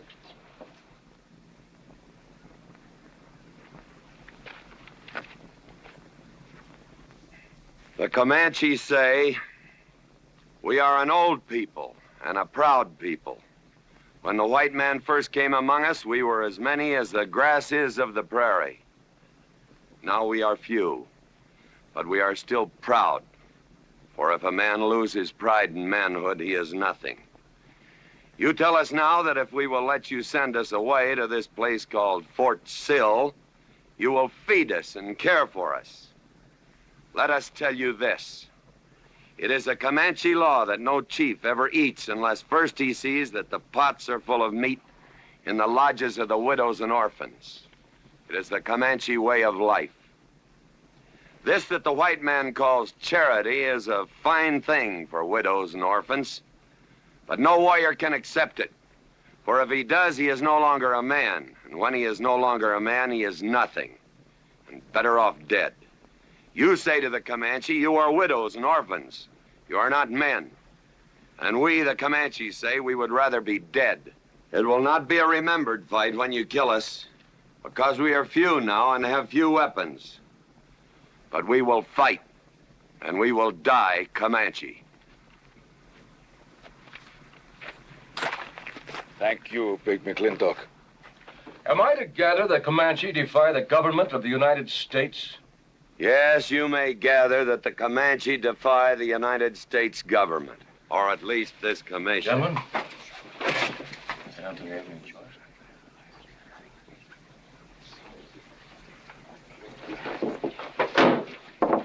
It is the order of this court that these chiefs be incarcerated until such time as the detachment of United States cavalry be made available to escort them and the Comanche Nation to Fort Sill. This court is adjourned. Oh, McLintock! You are important chief amongst these white people. Sway them. Have them give us few guns to make the fight worthwhile. Let us have one last remembered fight for end of Comanche. I almost wish I could arrange that, Puma. Ahalani cha. Ahalani cha. Sergeant? Yes. Good God. Carry on. Gentlemen.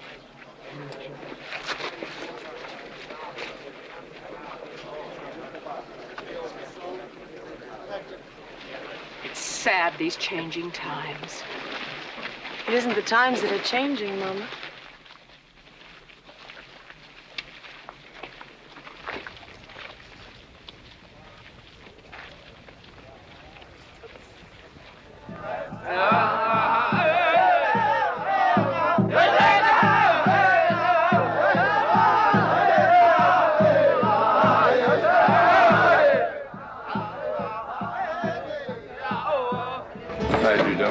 Hello, Lem.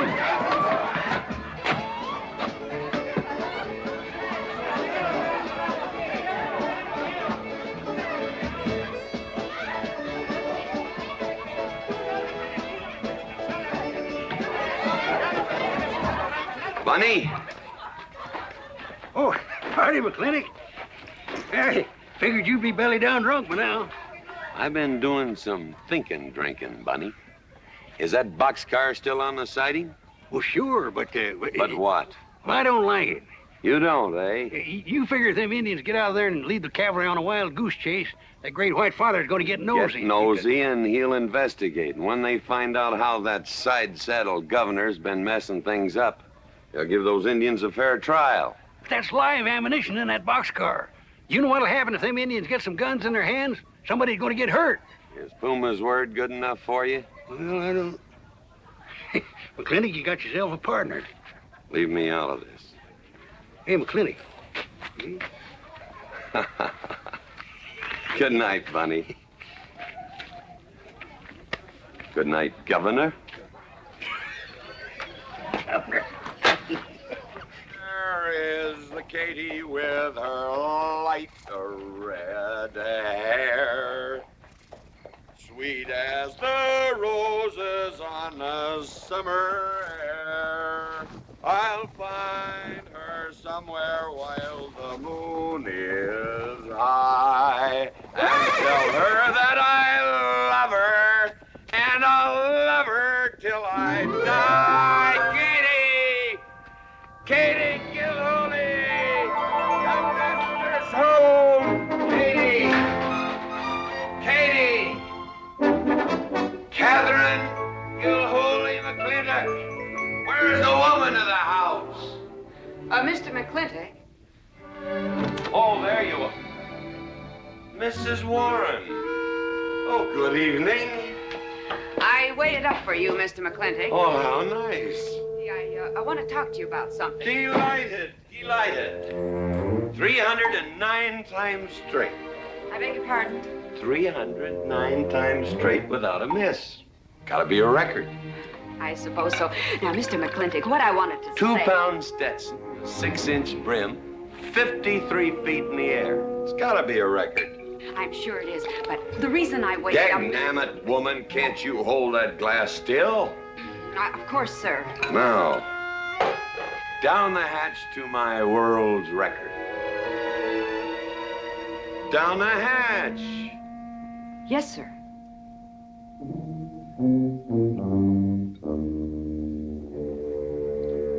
And now, to the governor of our territory. The governor of the territory, sir? Now, don't you stick up for him, Mrs. Warren. You're a fine woman, Mrs. Warren.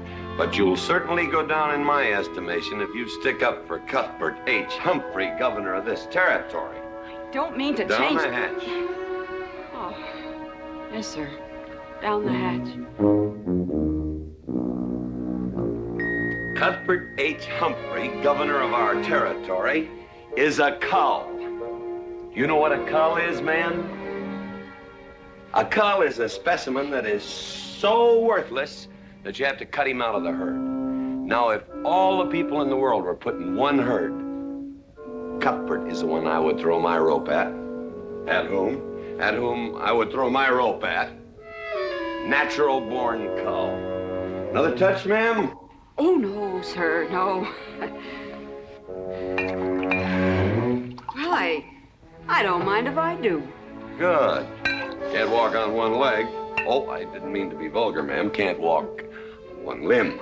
It's all right. Sounds silly. Only a bird can walk on a limb. You know my wife? Her name's Kate. She insists on being called Katherine. Do you know her? Of course, Mr. McLintock, and that's what I wanted to talk Well, to you. she thinks that Cuthbert H. Humphrey is panting for her like a bull buffalo at the first green up of spring. But what Cuthbert is panting for is my money. Don't make me feel like I'm drinking alone, ma'am. Very well, Mr. McLintock, if you insist. Down the hatch. Good.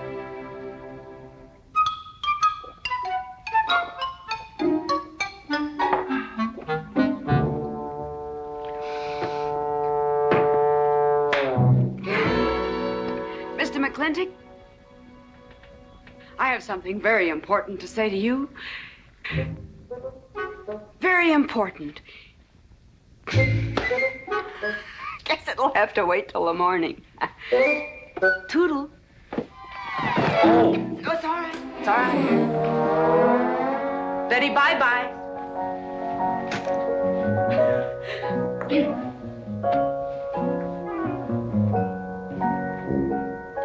Whoops. Oh. Mrs. Warren, let me assist you. Very kind.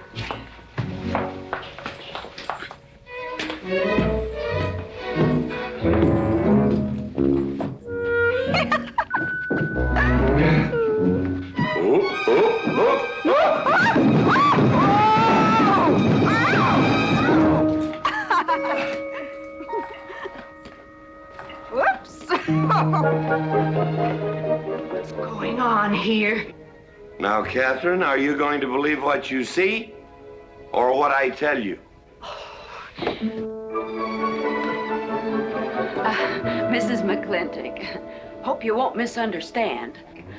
It's the first 100 women sitting on his lap that I misunderstood. Number 101 is quite simple. Now, G.W. McLintock, I have something. He's gone to sleep. Just when I know exactly what I want to say to him, he goes to sleep. I waited up to talk to Mr. McLintock. I wanted to tell him I was quitting. You see, Sheriff Lord has asked me to marry him, and... Oh, congratulations. I don't want to seem prudish, but if you are going to marry Sheriff Lord, it seems to me that you're sitting on the wrong man's lap.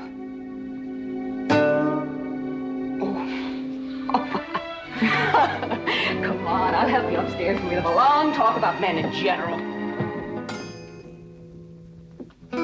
Ladies, one moment.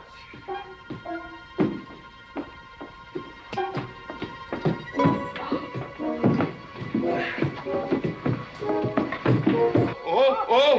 Watch out, you'll get us all killed! Oh!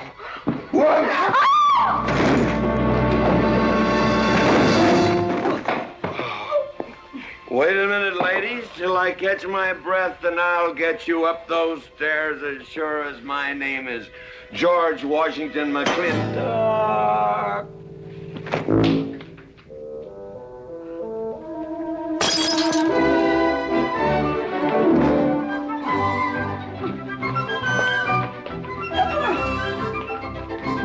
You may be quitting, Mrs. Wallace. Mrs. Ward. But not tomorrow. I want my breakfast in bed. I want to... I know. Toast, lightly brown. Somebody sure put a knob on my skull. Here's Katie. Speaking. Katie, why?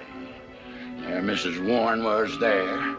Oh. And there you was there. Oh. And there that whiskey bottle was there. Oh. And Katie's temper being what Katie's temper is, well, there you are. Drago, old friend. Huh?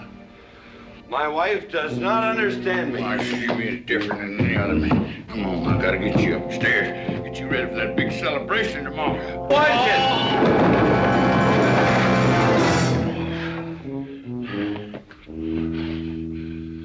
Drago, I am sleeping in the den.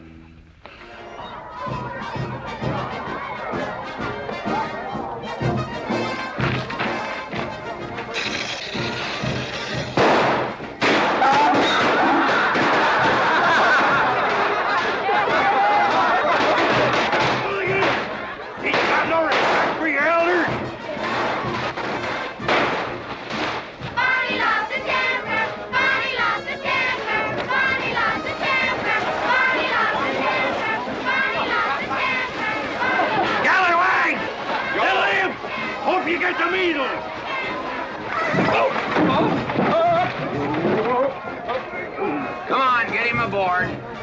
Is everybody ready? Man in number 5 needs a flank cinch. Get him one. Let us know when you're ready. Ladies and gentlemen, it is my honor to present to you the governor of our territory, Cuthbert H. Humphreys. Thank you, Mayor. My friends and citizens of this great territory, this is the 9th consecutive year. It has been my privilege and my pleasure to inaugurate the McLintock 4th of July celebration.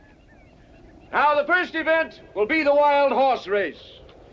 But before I fire this shot to start the event, I would like to say a few modest words regarding my stewardship of this great territory.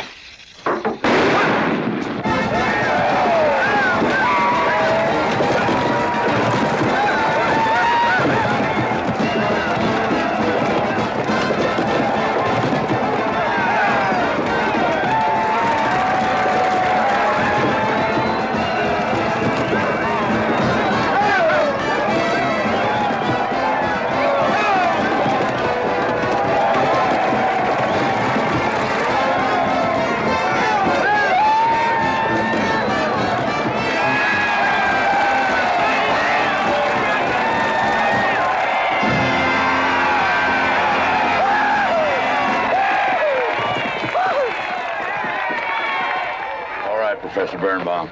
Gentlemen. Sheriff, here's your horse. Come on, get them all lined up. Come here, King.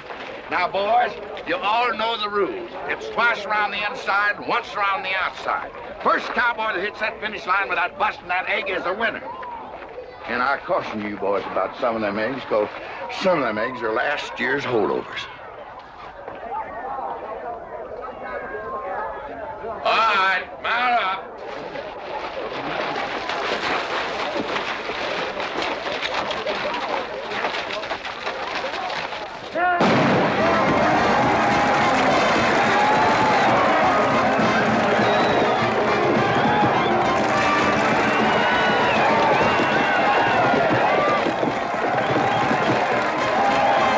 Katherine, my dear, you seem to be enjoying yourself. Oh, yes.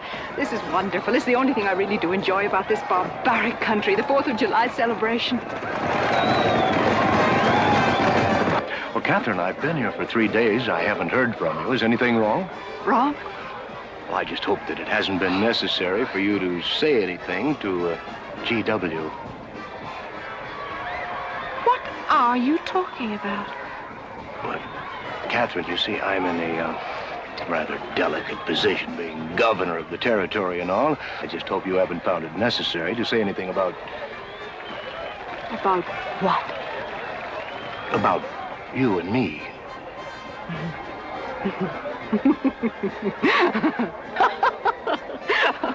Why, you pompous windbag. Do you think that you're the only man who's ever tried to play patty fingers with me, who's ever tried to lure me into the moonlight? Well, no, but I... Well, I'm a big girl and I can take care of myself. My husband knows it. I can assure you, Governor, that your reputation is untarnished. Now get out of my way.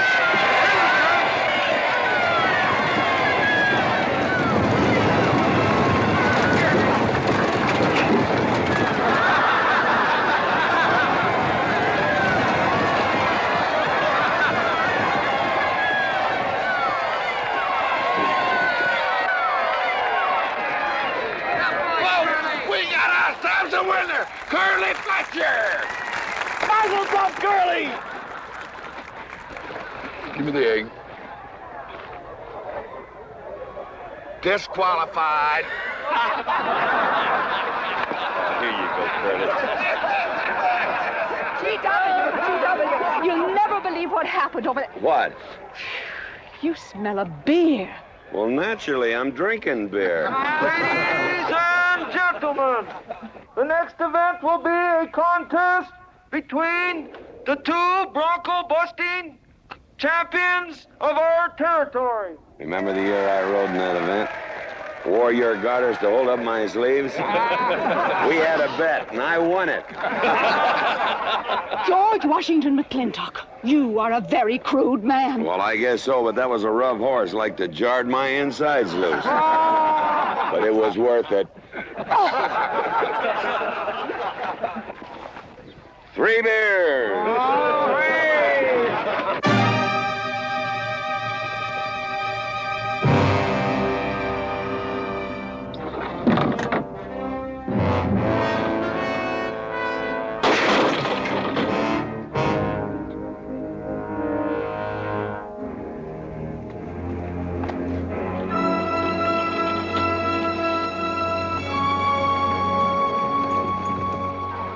One, two, three.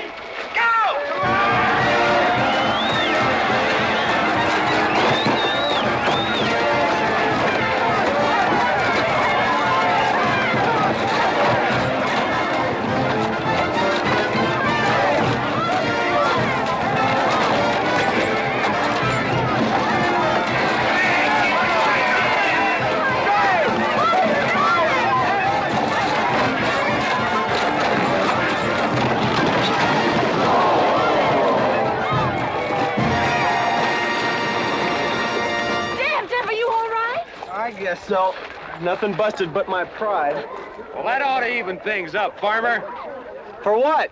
Well, that sore nose you gave me the other day. Well, that ain't what's sore on him.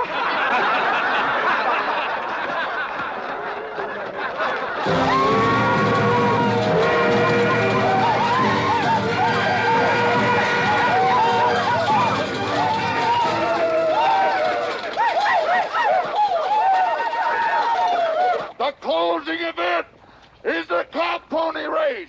The finish line is at the barbecue. So start meandering. Come on. Now, what is that, false courage? Why, you know a Douglas doesn't ever use a thing like that. I want you to get on that horse, get out in front, and stay out in front. I'll be out in front, Dad. All the way. Good boy. Now remember, stay out in front. That Agamemnon's a good horse.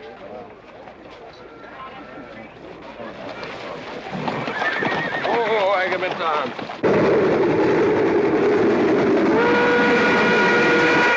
11:40 and she's on time. Oh, boy.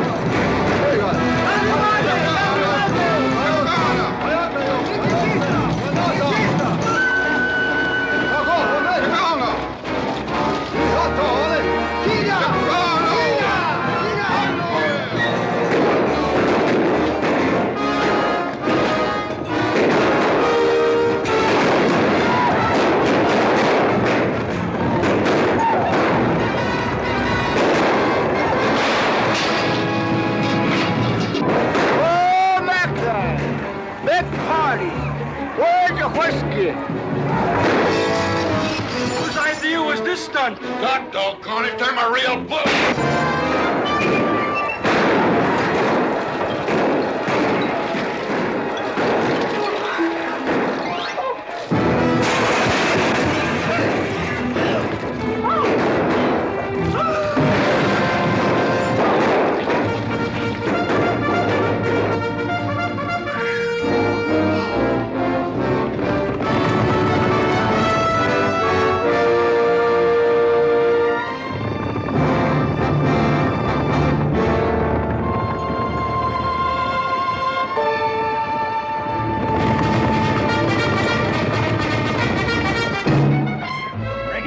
Excitement you'd want for one 4th of July, eh? Puma finally got his way, but I reckon he's riding out his last war party.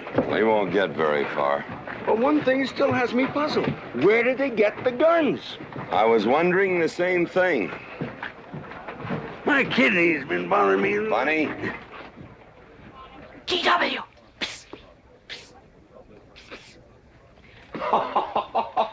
What an idiotic joke. Joke? Do you think that was a joke? Oh, shut up. Do you want everybody in town to see me?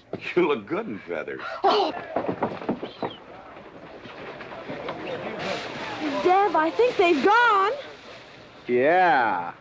What are you going to do about it? What can I do? Nothing. Just like you've always done.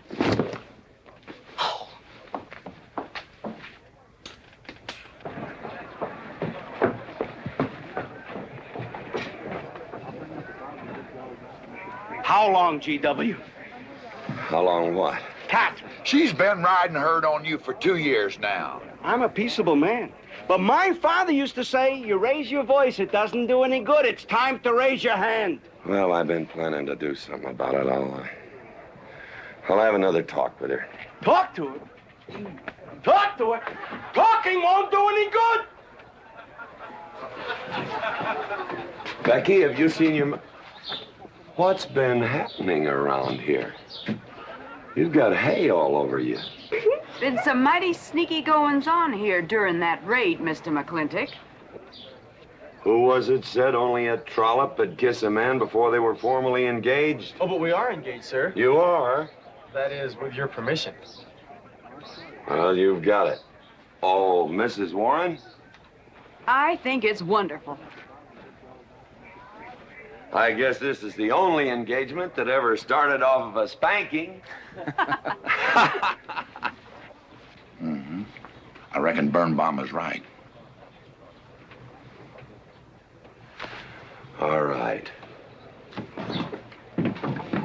Lord bless us, this is gonna be a great day. Doggone it, folks. Let's don't let a little old Indian raid break up a good barbecue and a rodeo. The meat sound. Let's go.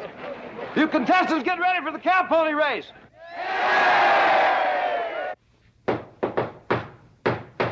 Who is it? It's me. Let me in. Not now. Right now. Are you insane? I want to talk to you. It'll have to wait.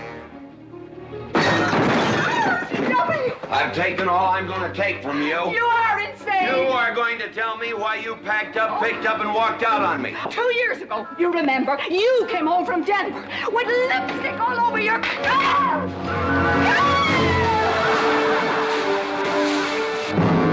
Lipstick on my collar. I've got the shirts to prove it. Who cares? Why, you big...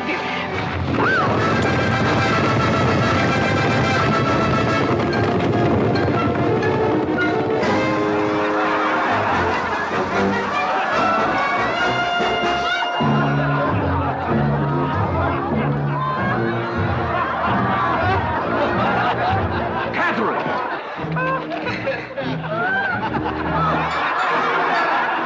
GW, you are a ruffian. Cuthbert, you are right.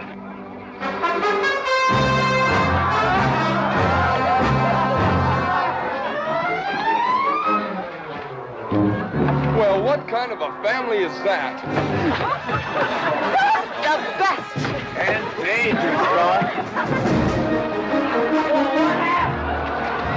Who won the race? Who cares, all right? History's being made.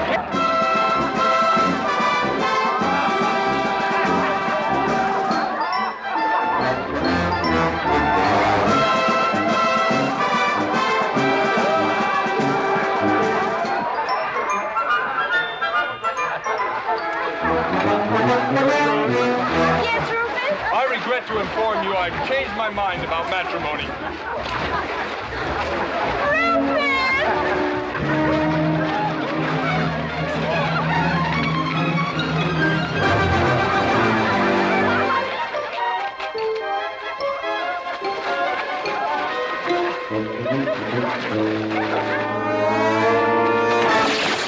Hey, Mrs. McLintock!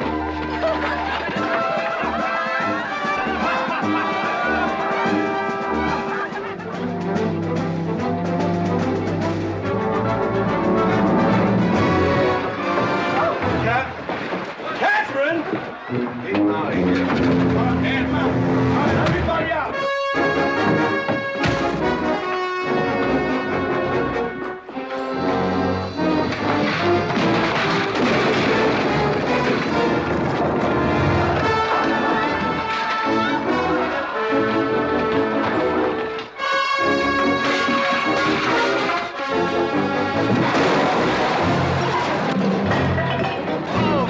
Looks like GW is buying out the whole store. I'm afraid you're right.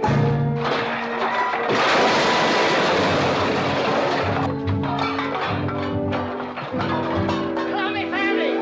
Clowney family!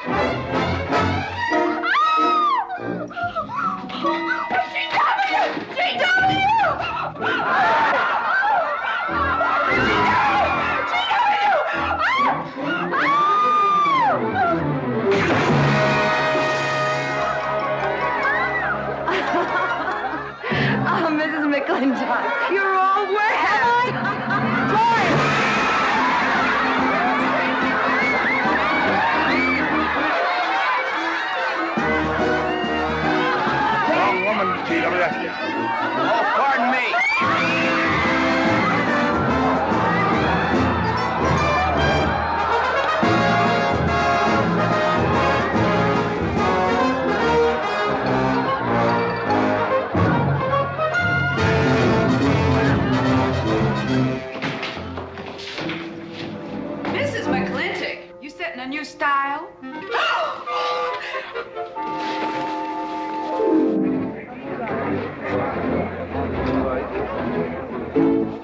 Shh.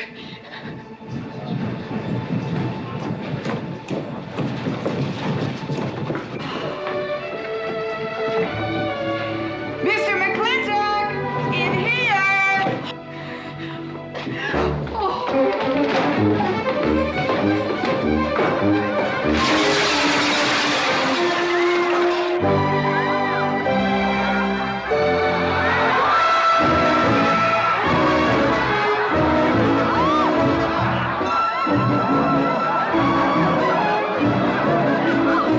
If I ever get through this humiliation, you'll rue the day you ever met Oh, me. belly aching, fight all you want. It won't do you any good. You've been digging those burrs into me for 2 years. Now you're gonna get your comeuppance. Thanks. My father would be proud of you! Now make him prouder.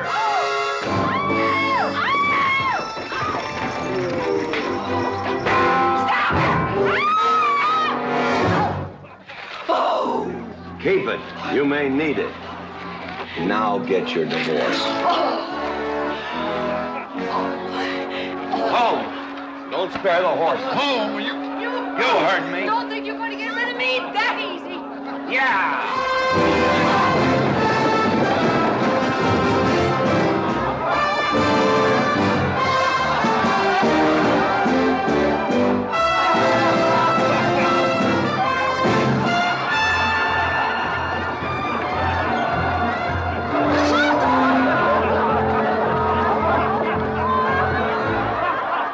No more living in the capital? No. No more Newport in season? Nope. No more dancing at the governor's ball? No, GW. Happy days! 310 times without a miss. That's a record.